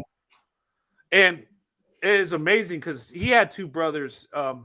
His other brother lived to be 99 and a half also, kind of strange. And his other brother was like 93. My great grandmother lived to be 106. So there's some longevity, Mm. but just the stories and stuff. And his brother, back in World War II, he tried to go in, but there's some medical stuff his feet were jacked up, so he couldn't serve, and that broke his heart. His brother Mm. went over and was actually on the beaches of Normandy and stuff, Wow. and just hearing the stories of that stuff. Mm. And a lot of history there. And my great grandfather was in World War I, and in fact, that's why we ended up in New Mexico. My great grandfather suffered from mustard gas poisoning, and he came out west where the air is dry. Mm. Because it was easier on him, suffering from that. I mean, he survived the war, but he got that mustard gas and was tearing them up through the years.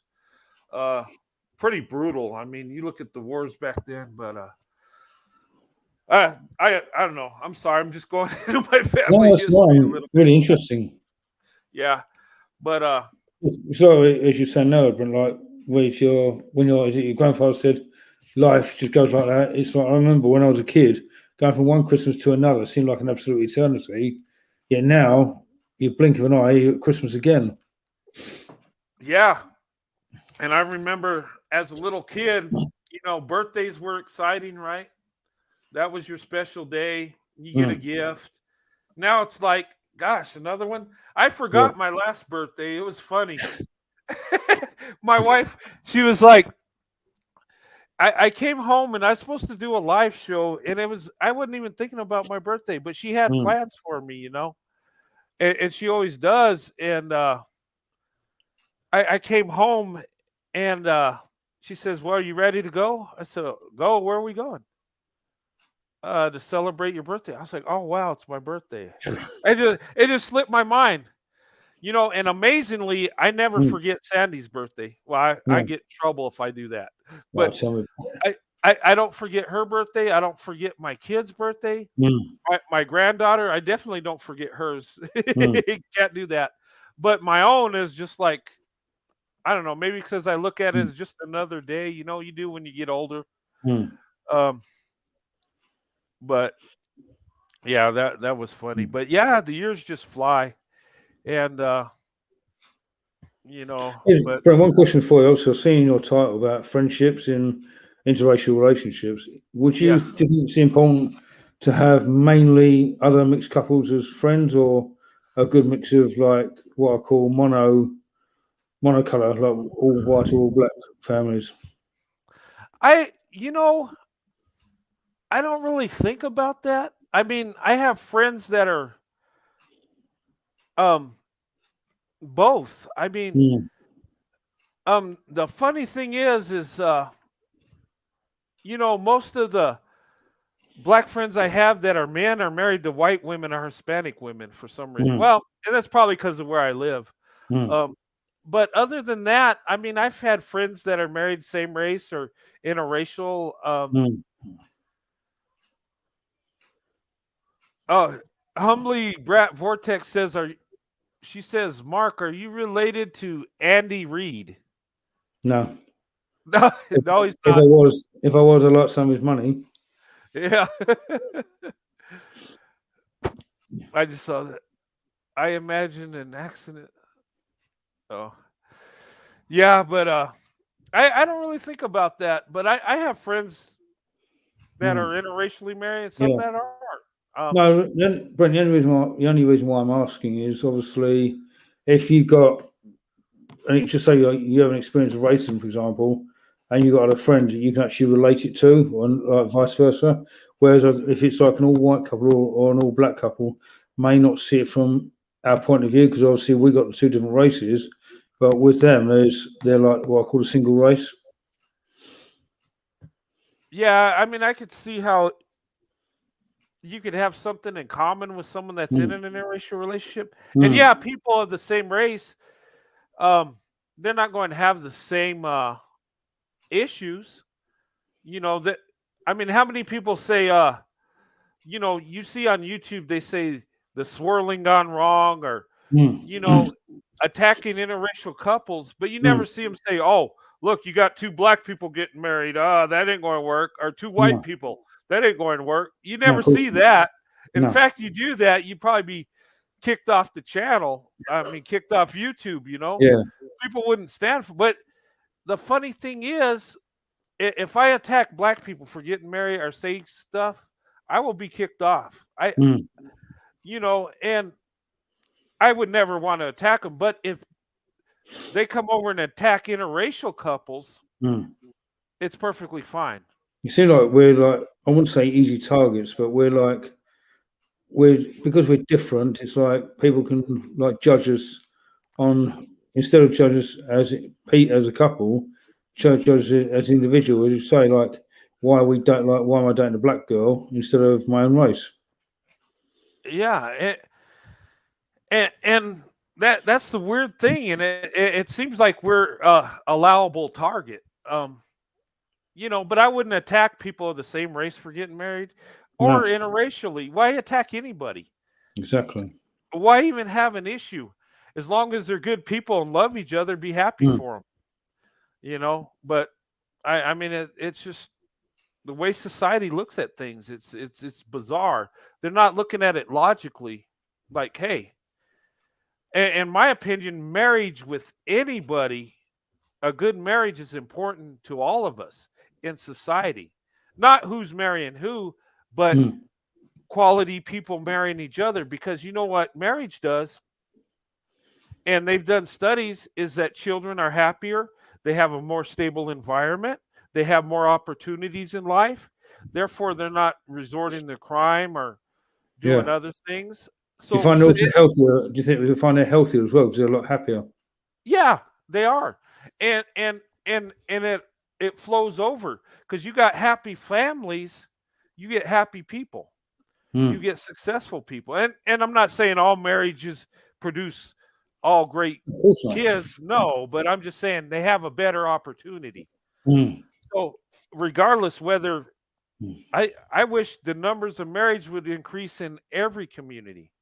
And I spoke about, and I've heard other YouTubers talk about, like in the black community, 25 to 30% of black women get married. I would like to see that to be flipped the other way. Yeah. I'm not in an interracial relationship trying to destroy that dynamic. No, I want that to do good also. Mm. I want all marriages to do good. I and the way it is, even if it flipped to 80% getting married, there would still be plenty of people to interracially marry. Even if you go white, black, or everybody stayed in the racial group, Mm.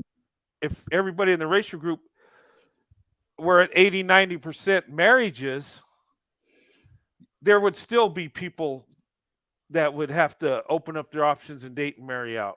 Yeah, of course. If you know, so I want every group to do good. I pray for everybody to do good. Mm.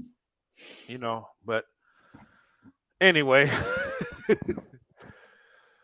but I mean, it's just society. The stigma's still there, but I mean, it's growing. It's becoming more of a norm. Yeah.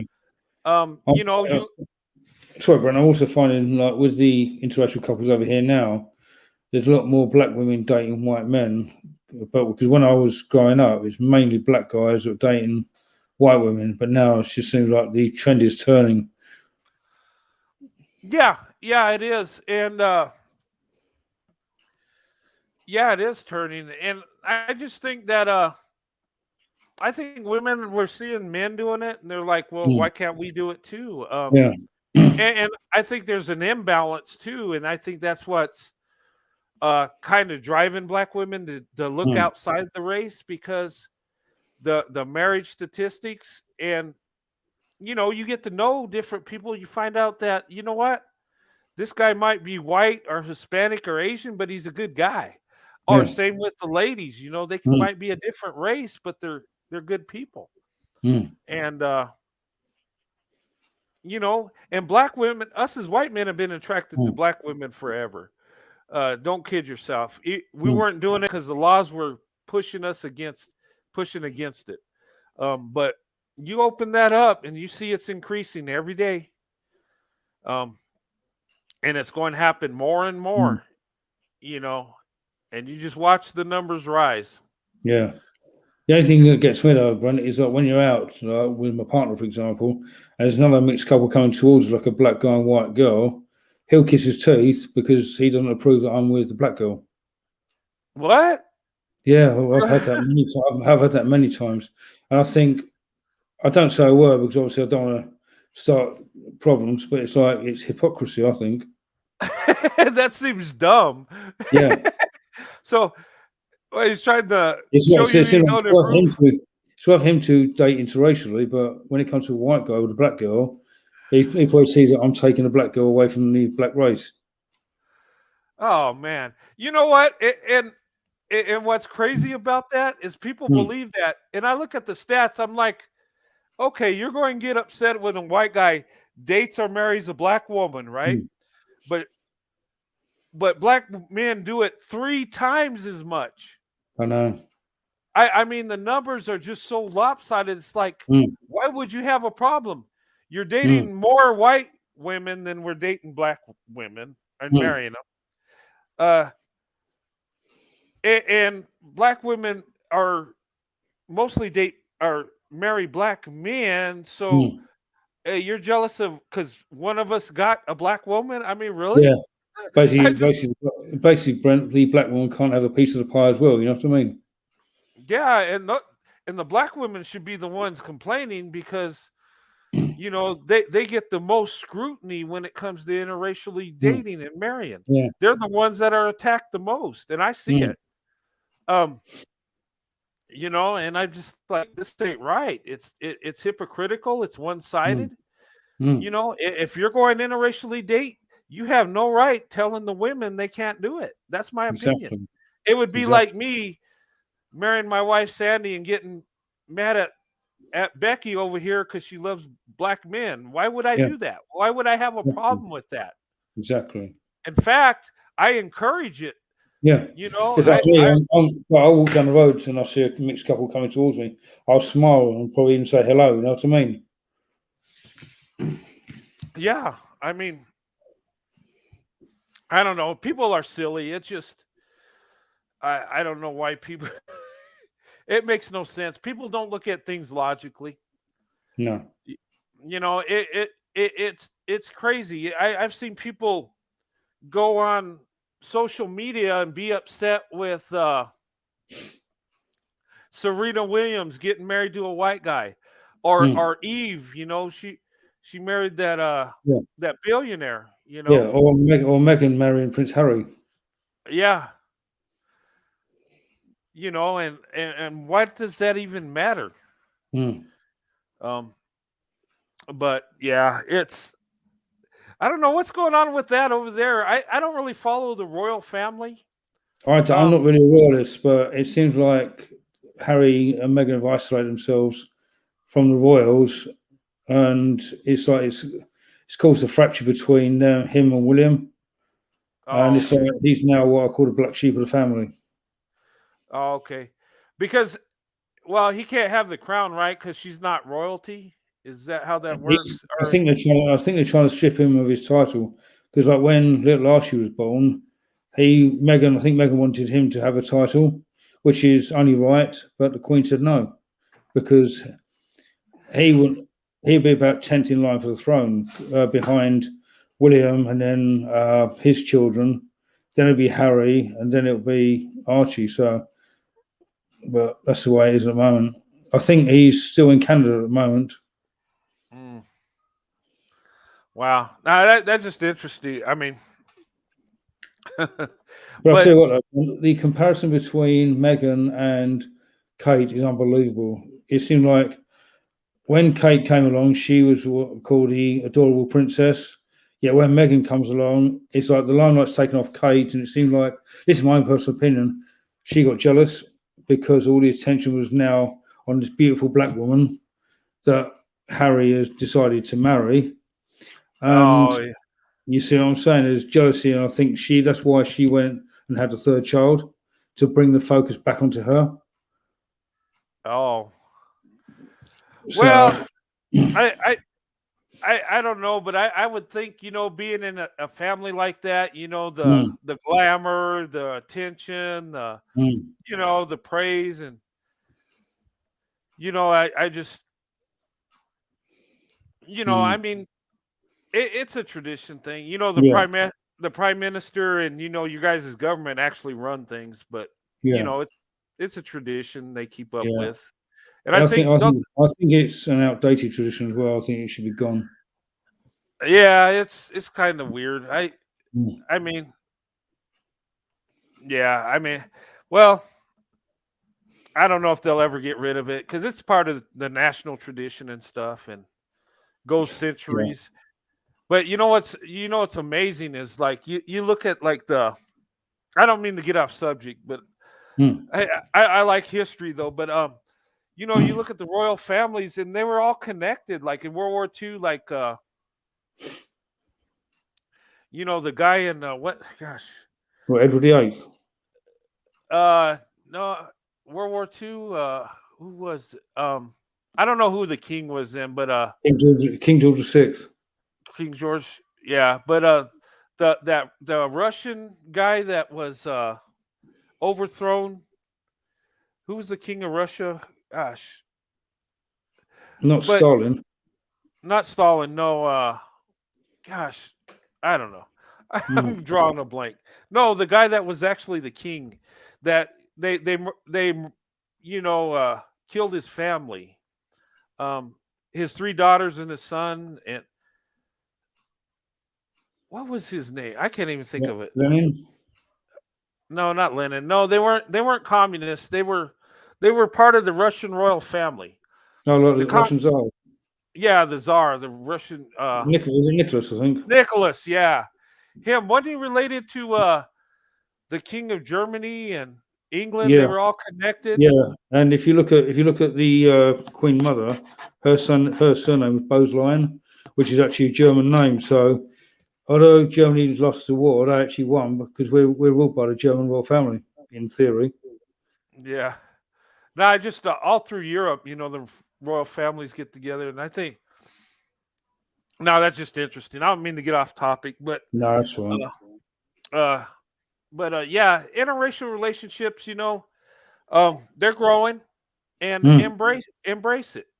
You know, definitely. 'cause, I did, and I found a good wife, and you know what? Mm, It's okay to be attracted to a different woman. I mean, I could have a good wife that don't look like me in skin mm. tone and hair color and all that other junk.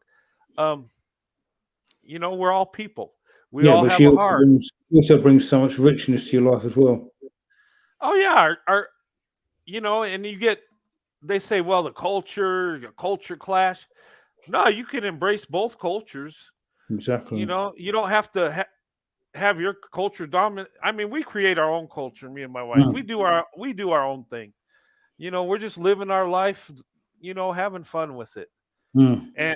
And who cares what people think? We don't have to live by a certain set of rules. We don't have to live in that Listen, box. no. That box. You know, I I don't identify people because they're white people. That would be Mm, stupid. I yeah. identify with people that are like me. I identify with Mm, traditional people. I identify with people, that love me. I love people that love me. It's like they can be any racial group. That don't mm, matter. I don't select my friends racially, and I don't select, you know, mm. but I and say it's seeing parts of the skin color and the stereotypes as well, isn't it? yeah, well, that's always added. And stereotypes, we all have them. Mm, Um, you know, uh, everybody has stereotypes, and stereotypes are usually designed not to uplift people, but to make them look bad, of course.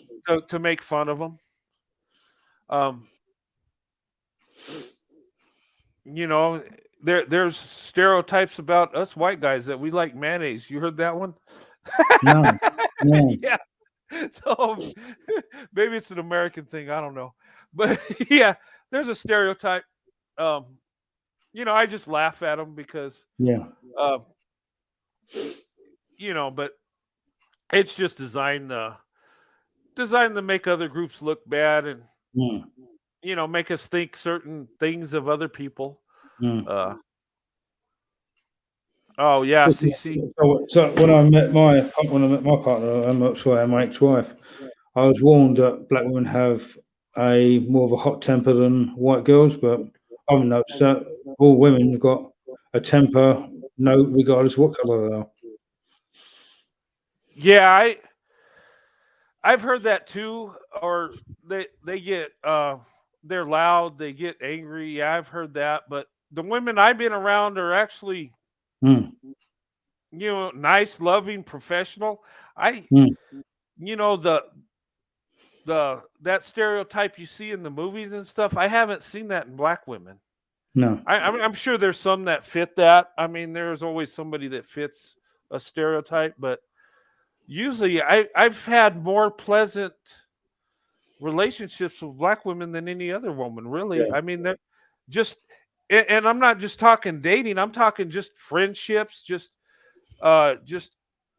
an acquaintance. Just being around them, it just seems like to me, it just seems like they're easygoing. They have Mm, big hearts.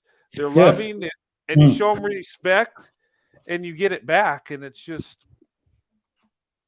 you know, totally. and and, and I've always been, and if you find black women that actually care for you, they're there for you all the time.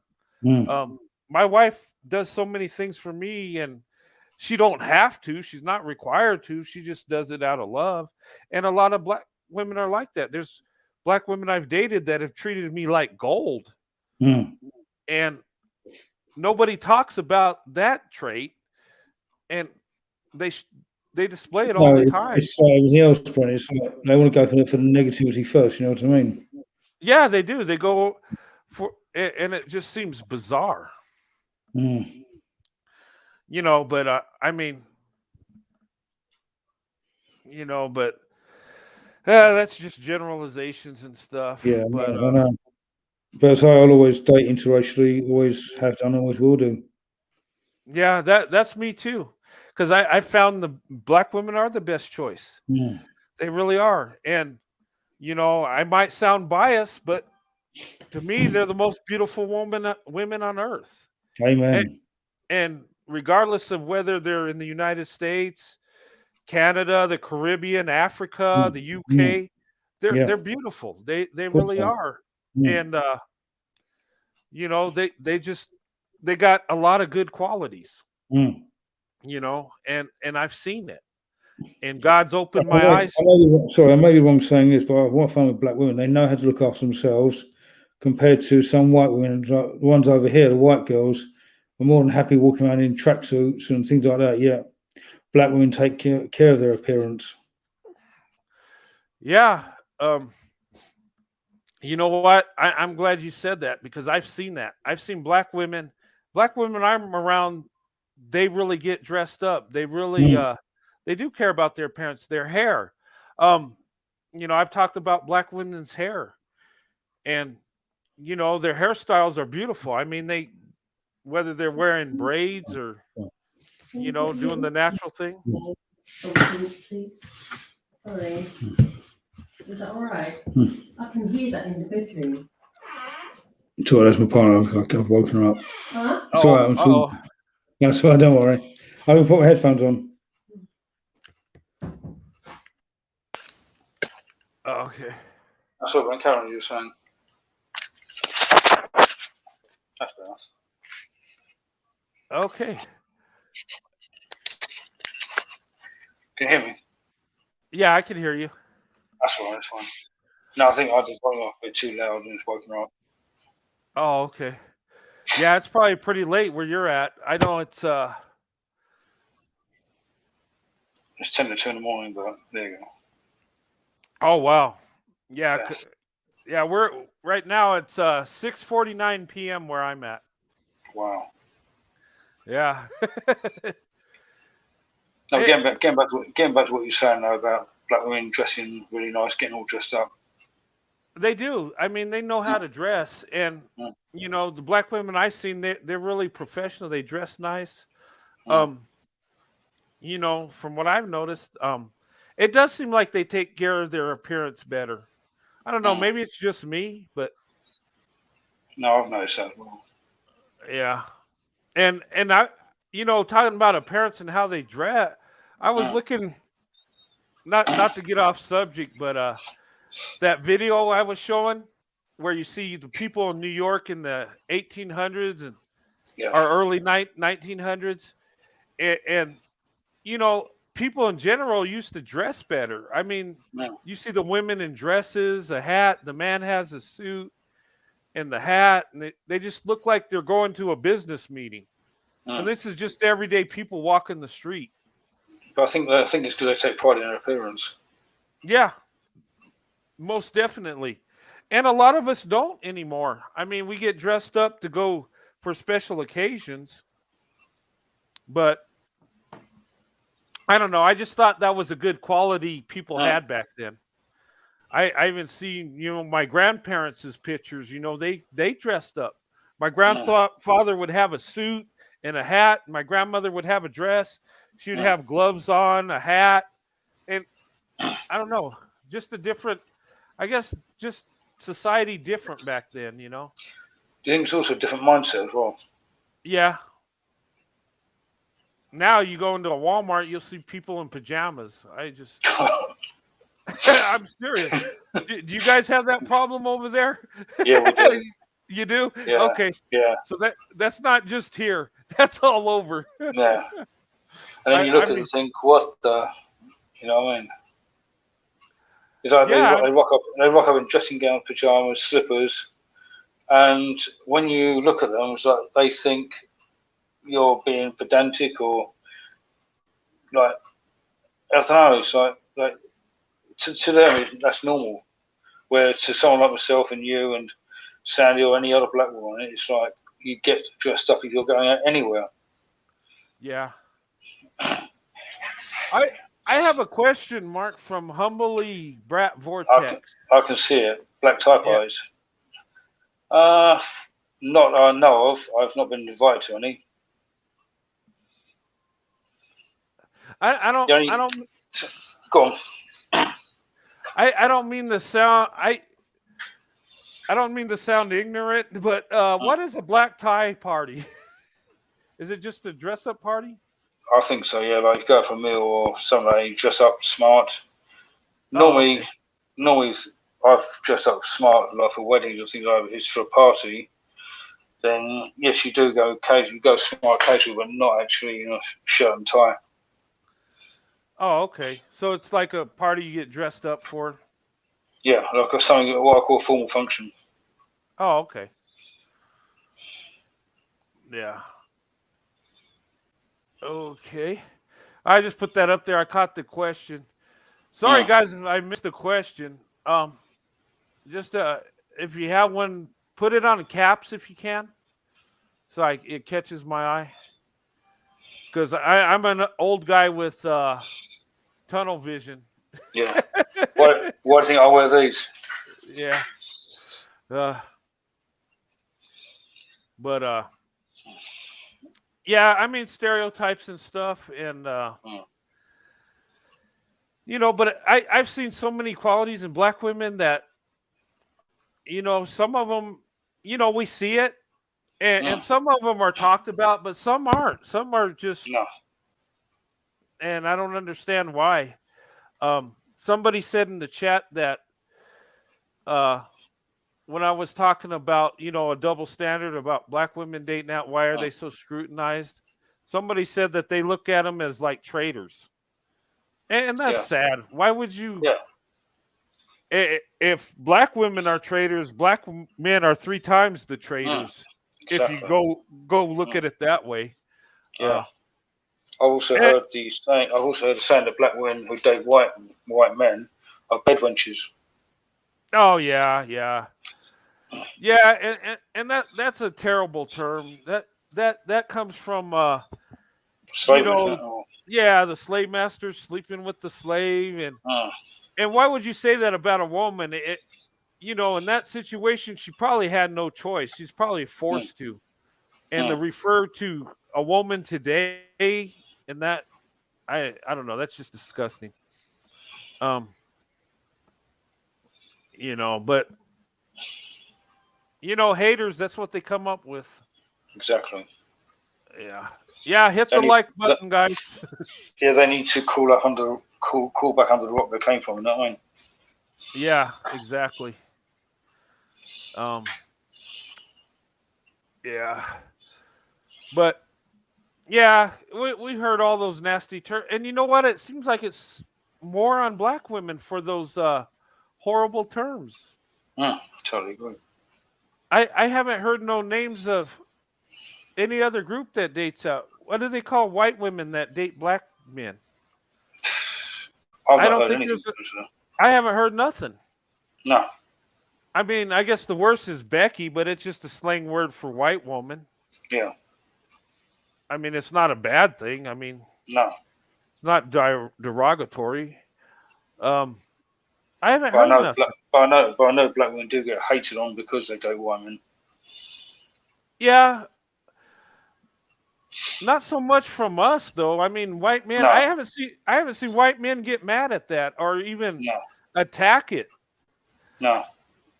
I mean, I don't ever see it. I mean, I know guys that are dating white women that I work with. They're married to nobody cares. It's like No. but the other way around. Things are bringing. I think because, as you said, they're 3 times more likely to date a white girl than a white guy to date a black girl. It's more common.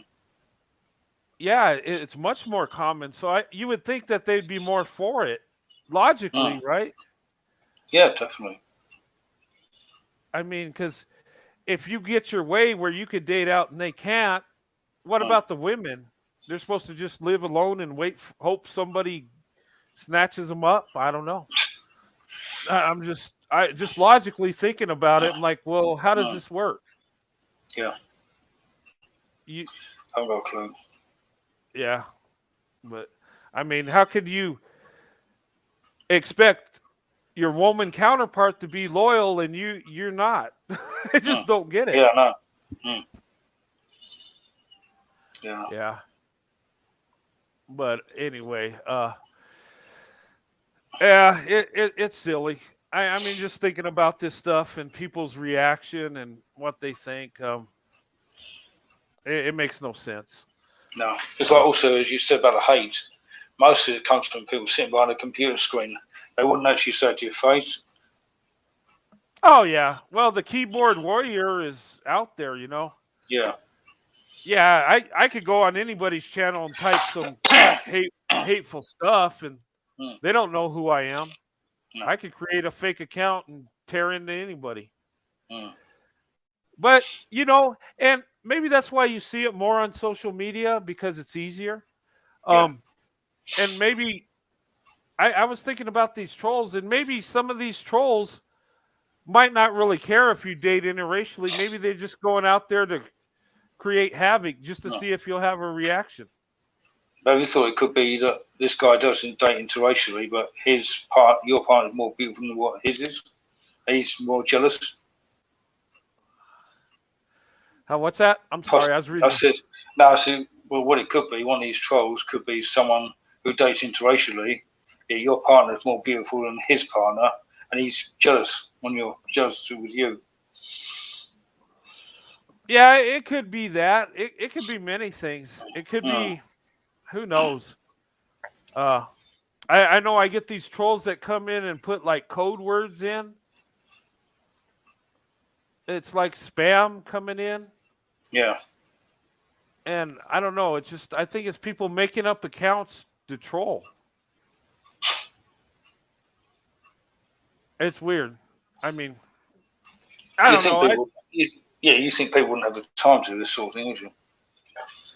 Yeah, you would think. Actually, tonight the trolls ain't really out tonight. I seen a couple of them. I blocked, but you know, I usually catch them because they'll have like a weird name or someone I don't recognize. Yeah. Yeah. Or they'll like talk in code or put VCH dash or something weird. I don't know. I remember when I was on your show on New Year's Eve, and his Russian name came up, and he blocked it straight away. Yeah, there's been a couple. It looks like Russian names, or could it be a Russian troll that just coming in, just or maybe I don't know. It's weird. Yeah. Let's hope people will be people. You won't change them.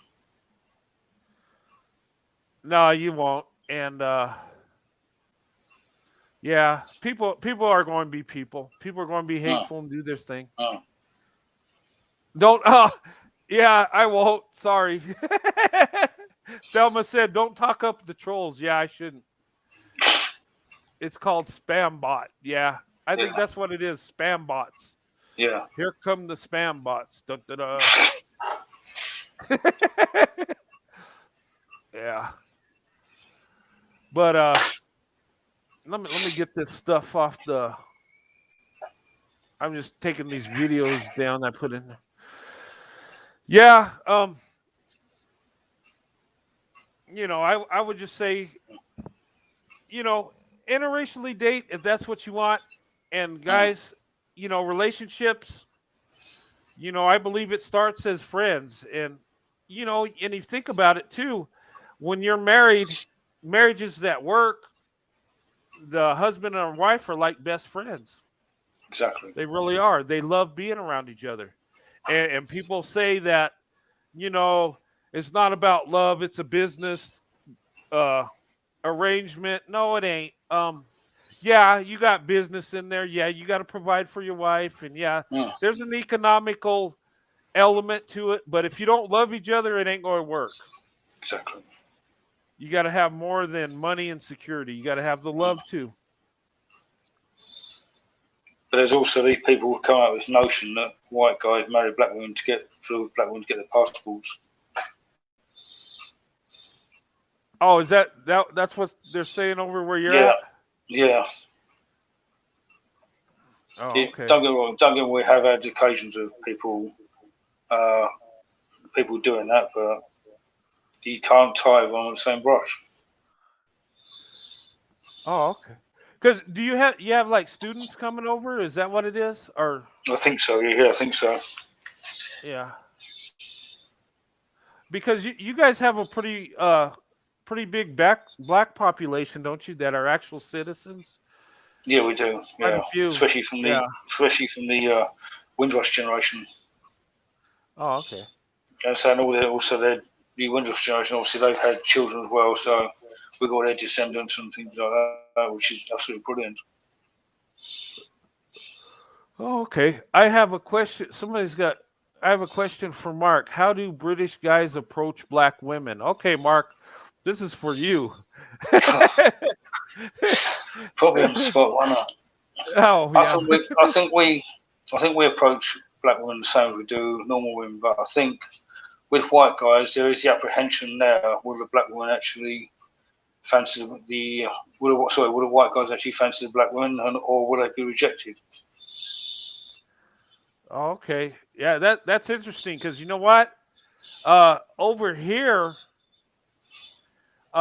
it's kind of the same thing. You know, when we approach black women Mm, in general, we'll kind of hesitate and we'll try to. I don't know if it's because we try not to offend them or we want to say the right things, mm, or are just being worried about the rejection. exactly. You know, a lot. You know, because some of us think that black women don't like us at all. Mm. You Yeah, but know, so it's totally opposite though. I yeah, find anyway. there's black women that like us. There's some Mm, that don't too, but hey, I mm, mean, you got to make the approach to make it happen. You know. mm. But I think you can also tell if a black woman's interested in you, just like any woman, if they're interested, they'll make their feelings known. They'll show you certain ways. Yeah, I mean, yeah, you can kind of feel it sometimes. Mm, Maybe how they look at you, how they're talking to you.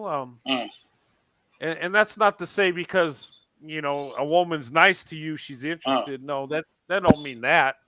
But I mean, sometimes you can just tell. Uh, and I think they could tell that on us too. Mm. I know. I talked one time about white men staring at black women, and some women say that's kind of weird. Why does he stare at me? Well, Yeah. my opinion is because he's attracted to you, because he's Mm. admiring you. Uh, I would Well, say 90% of the time, yeah, he's intrigued as well. yeah. It might catch his curiosity because Mm, black women have a unique beauty to them. You guys have different mm. hairstyles. Um, you know, you just have a different look. It's a beautiful And look. their It's awesome. their skin texture is absolutely amazing. Yeah, it is. And I've seen so many black women that are up in age, but they look like 20 years younger than what they I really know. are. It's I'm just crazy. like, how do they do that? I mean, I see one woman that's 50, and I mean she looks 30, and I'm like, oh my I know. God, how do you do that? Us as white people, we don't have that. When we're old, we're going to look old. But Yeah, black women can pull it off. I mean, I know. it's amazing. Uh, I said they must have the beauty secret that these people like Olive Ule need. Because obviously, with white women, they need to have this Olive Ule to make them look younger. Yet the black women, as you say, they've got yeah, the perfect melanin inside them to keep them young and beautiful. maybe that's what it is. Maybe it is the Mm, melanin in the skin that mm, makes it look younger and stuff. mm, And maybe I don't know.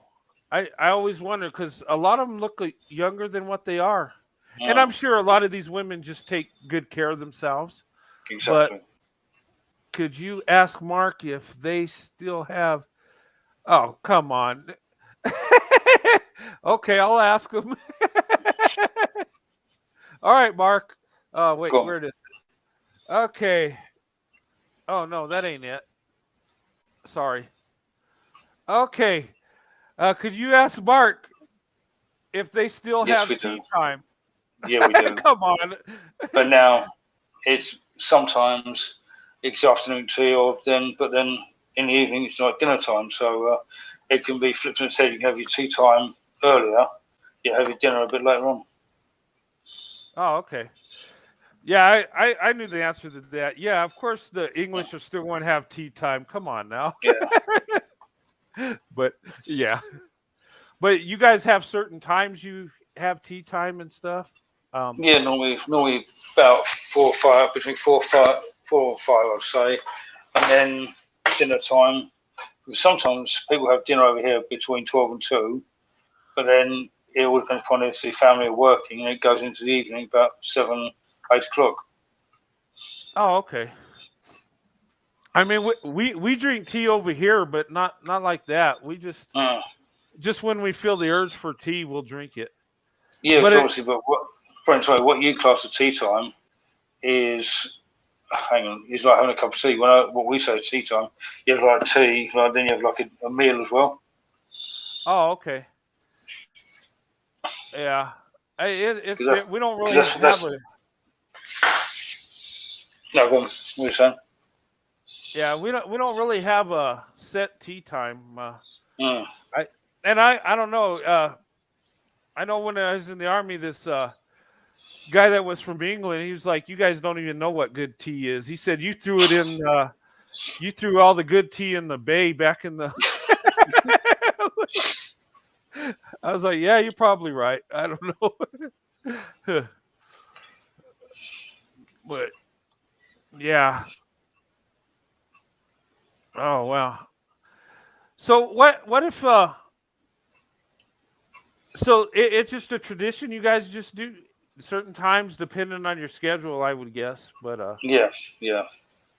yeah, But also that's like special occasions as well. We have tea time. Like we've been out because in the past I've been to like stately homes like these. I put Buckingham Palace or Blenheim or like the royal palaces that are open. They serve tea in there. Like you can buy tea with scones and things like that. oh okay. Oh nice. Mm. What did you say? Oh, I'm sorry. I'm Haitian. I just thought it was only on PBS. Yeah, no, I was joking, Humble Vortex. No, that was a good question because I know they I know they have tea time, but I didn't know, you know, if it was just a special occasion or a daily thing. Yeah, But I guess it's both. yeah. Deanna says nothing like a good hot cup of cocoa. Or copa? Cup? Oh, I thought it was Cocoa Cuppa. Is that a drink? Cuppa? Cuppers is short for a cup of tea or cup of coffee. Oh, okay. Okay. Oh, Yeah. wow. I learned something. Thanks, Deanna. I I did. I thought I just glanced at it. I thought you said hot cup of cocoa. It could refer to cocoa or hot chocolate or Oh, okay. Awesome. All right. Yeah. Let me put up the link here. See if anybody wants to come on. I'm gonna have to shut down here in a minute. yeah, it's fine. Let's put this up there. Oh, um, you asked me. You wanted to put. I know you wanted to put the one show on your channel. I I got your email. I don't know how to do that. I I've sent done you it the. right. Yeah, I've done. Oh, I've done the link. you done it? Okay. Yeah. I didn't know what you meant by that. I know people have put my videos on their channel and stuff. And Yeah, that's what I've done. okay, I was trying to. After you sent the link, I was having a play around, and all of a sudden I found came onto my thing. So yeah, it's fine. Oh, okay. Yeah, but I was just trying to help you out. I didn't but you figured it out. That's good. Yeah. Okay. Humbly Complex got a question. Would you ever want to visit the UK? I'll put that on the highlight here. Oh yeah, I would love to visit the UK. Yeah. I've been to I've been to Germany. I've been to Ireland. Well, Ireland we were just passing through, but I mean I have been there. I haven't spent a lot of time there. Yeah, I would like to visit most definitely. Um, I would like to take a. I always want to do this before I die. This is like a bucket list thing. I would like to go through Europe and going through my ancestry and visit every country that I have a connection to or ancestry to. I would like to do that. I really would. Most of my time would be spent in England, Wales, and Ireland, Scotland, in that area. That's where most of my DNA comes from. But so you feel you feel like you've got an affiliation with the UK and that. Yeah, I do. Well, most of us Americans, white people have English or Irish or but I do have some German and French in there, and I have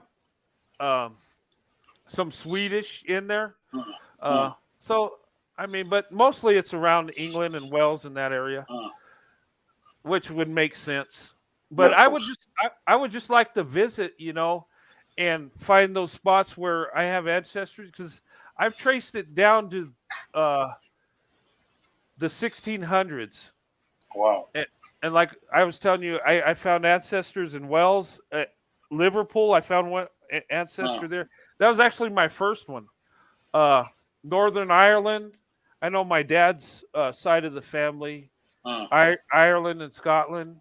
And it's weird because it seems like they bounce back and forth from Ireland to Scotland, and I don't know what was going on there, but it's just interesting. I would like to do that. I would like to visit the UK, most definitely. I would. You're welcome. Yeah.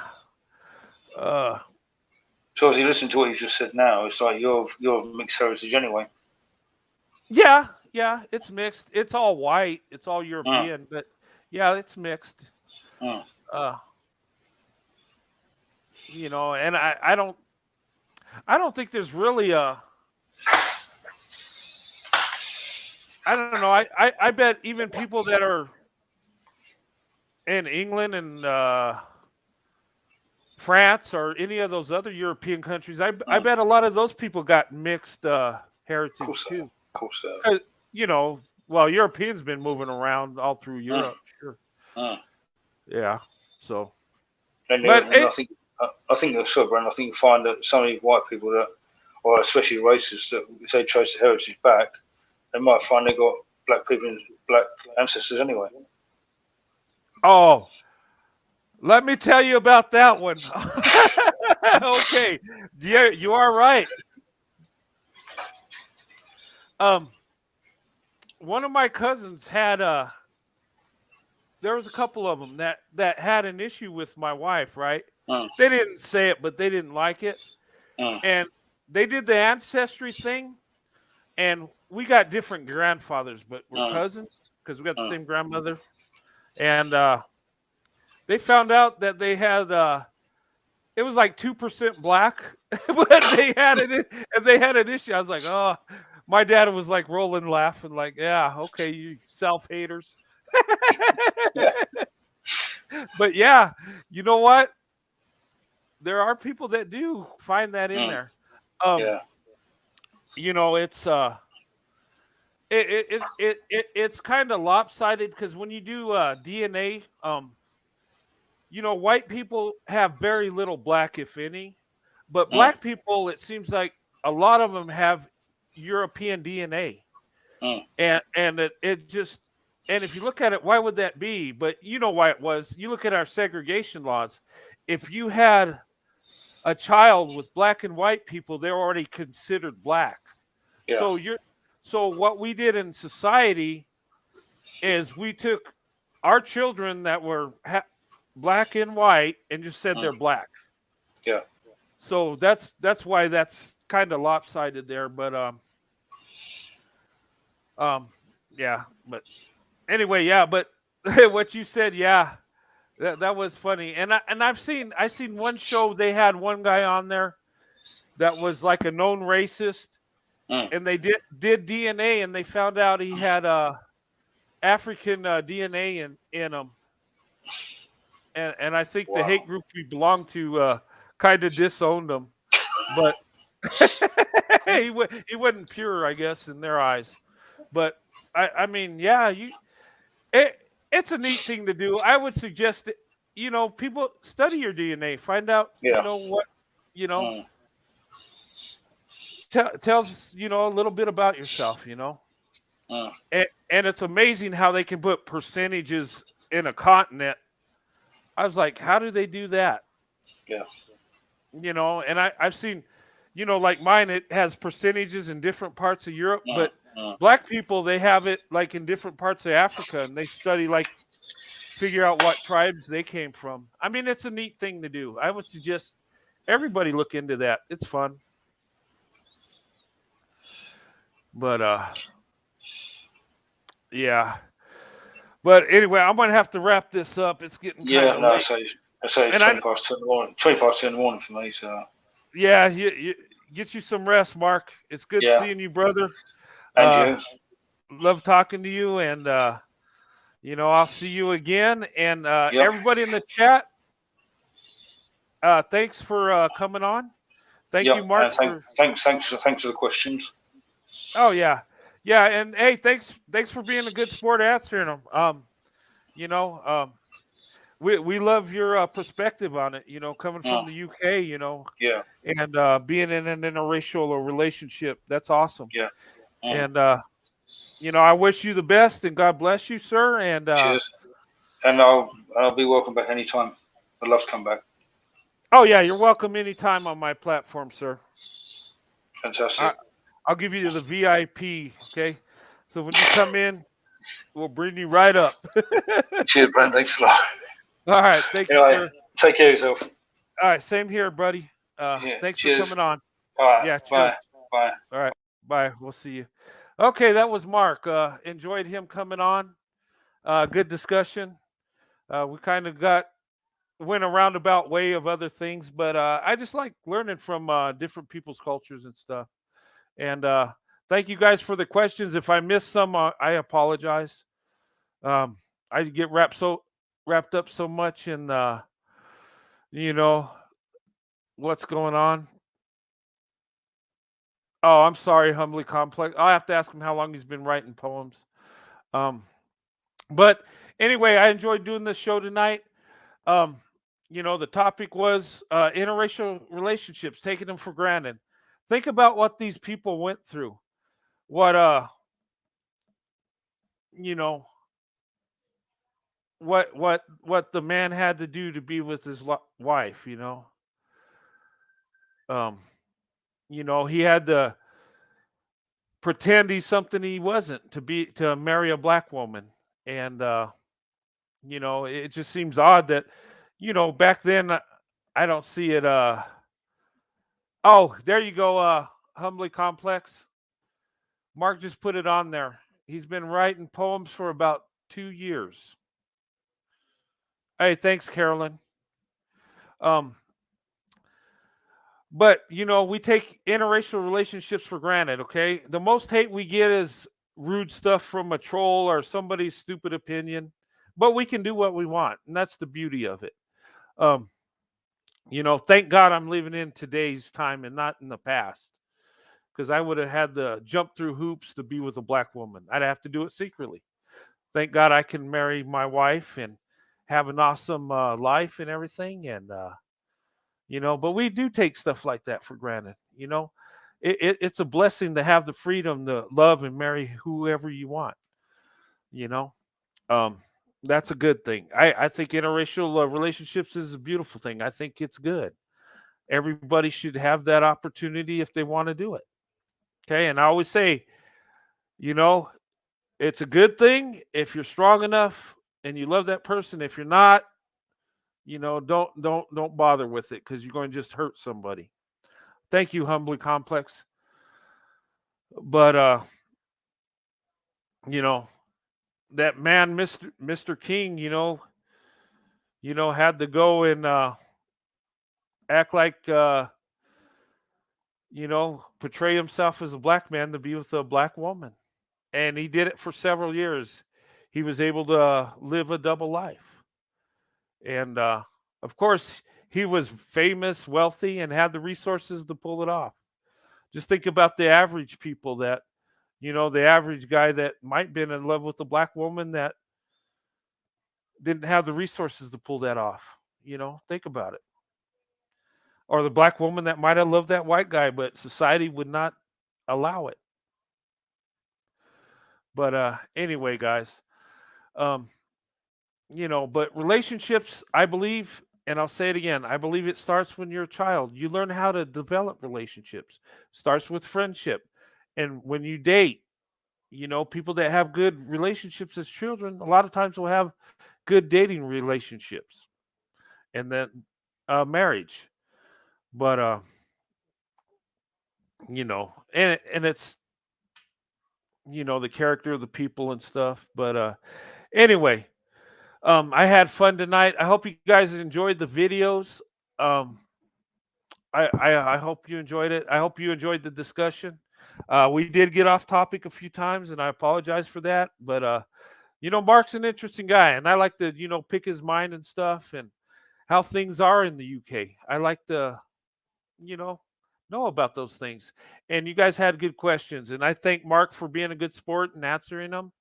Enjoyed having him on. He's been on 2 live streams already, and you know had a good show tonight. And I enjoyed having you guys on. Thanks, J10 TT. Good night. um but anyway, next time open the queue. Yeah, that would be good. That would be good, Mark. Yeah, we could do that. We could do a question and answer. Would you guys be up for a question and answer if I brought Mark back on? Or maybe some other men? Maybe we ought to have a men's panel question and answer. Hey, Corey, you up for it?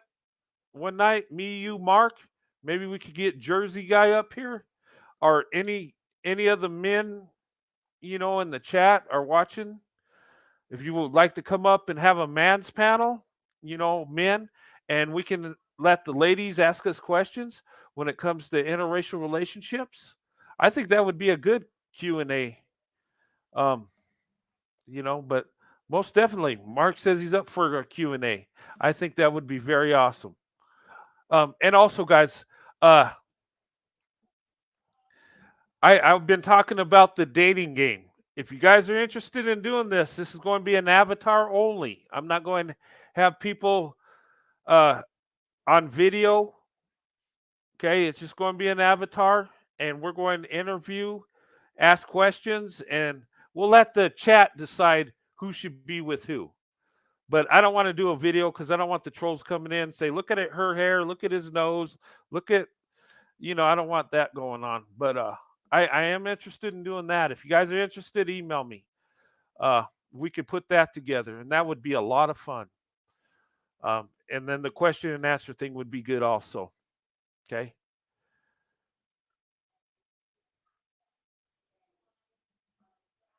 Okay. But anyway, guys, thank you. God bless you. J10, have a good night. Deanna, Corey, sir. Mark, thanks for coming on tonight. Winnie, have a good night. Nicola Taylor. Mary A, thank you. Winnie, good to see you. Humbly Brack, Vortex, good to have you on. Thelma, always a pleasure. Winnie, Corey again. TT, good to see you.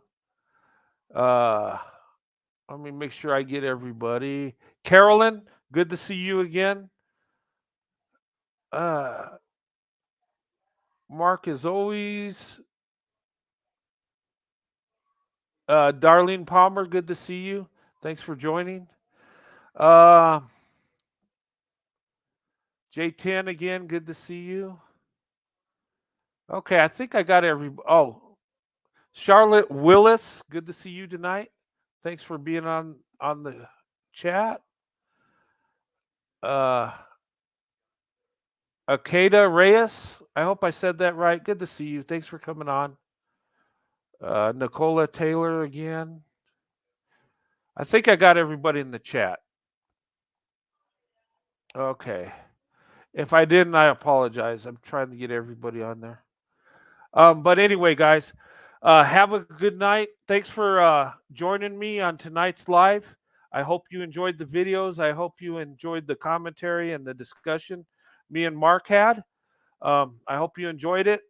If you got any ideas for upcoming show, I think a Q&A would be a good one. And maybe we can coordinate with Mark. Oh, Revelation Ruth, good to see you too. A Q&A would be awesome. And the dating game. I need 2 or 3 men to participate in the dating game. Okay? I would like to have 3 and 3 ladies. Okay? So if you're interested, email me on this. We'll put it together. How long it takes, it just depends on how quick I can get people to do it. Maybe on a Sunday. Mary A, good to see you. But anyway, guys, I love you guys. You guys are beautiful. Ladies, Black women, you are the most beautiful women on earth. I say that because I mean it. You're the most successful too. I'm just going to say that. But anyway, guys, have a good night. God bless you and your families. And I'll see you probably Tuesday. I'm looking at doing a live Tuesday night. So look for me on that. And if you have any ideas you want me to cover, just send me an email. Let me know. Okay. And if you're interested in being a moderator, send me an email. I'll make you one. Okay. Anyway, have a good night. God bless you and your families. And I'll talk to you later. Okay. What did I just do? All right. Sorry, guys. I'm trying to shut this down. My screen's acting weird. Okay. There we go. All right. Have a good night. God bless you and your families, and I'll talk to you later.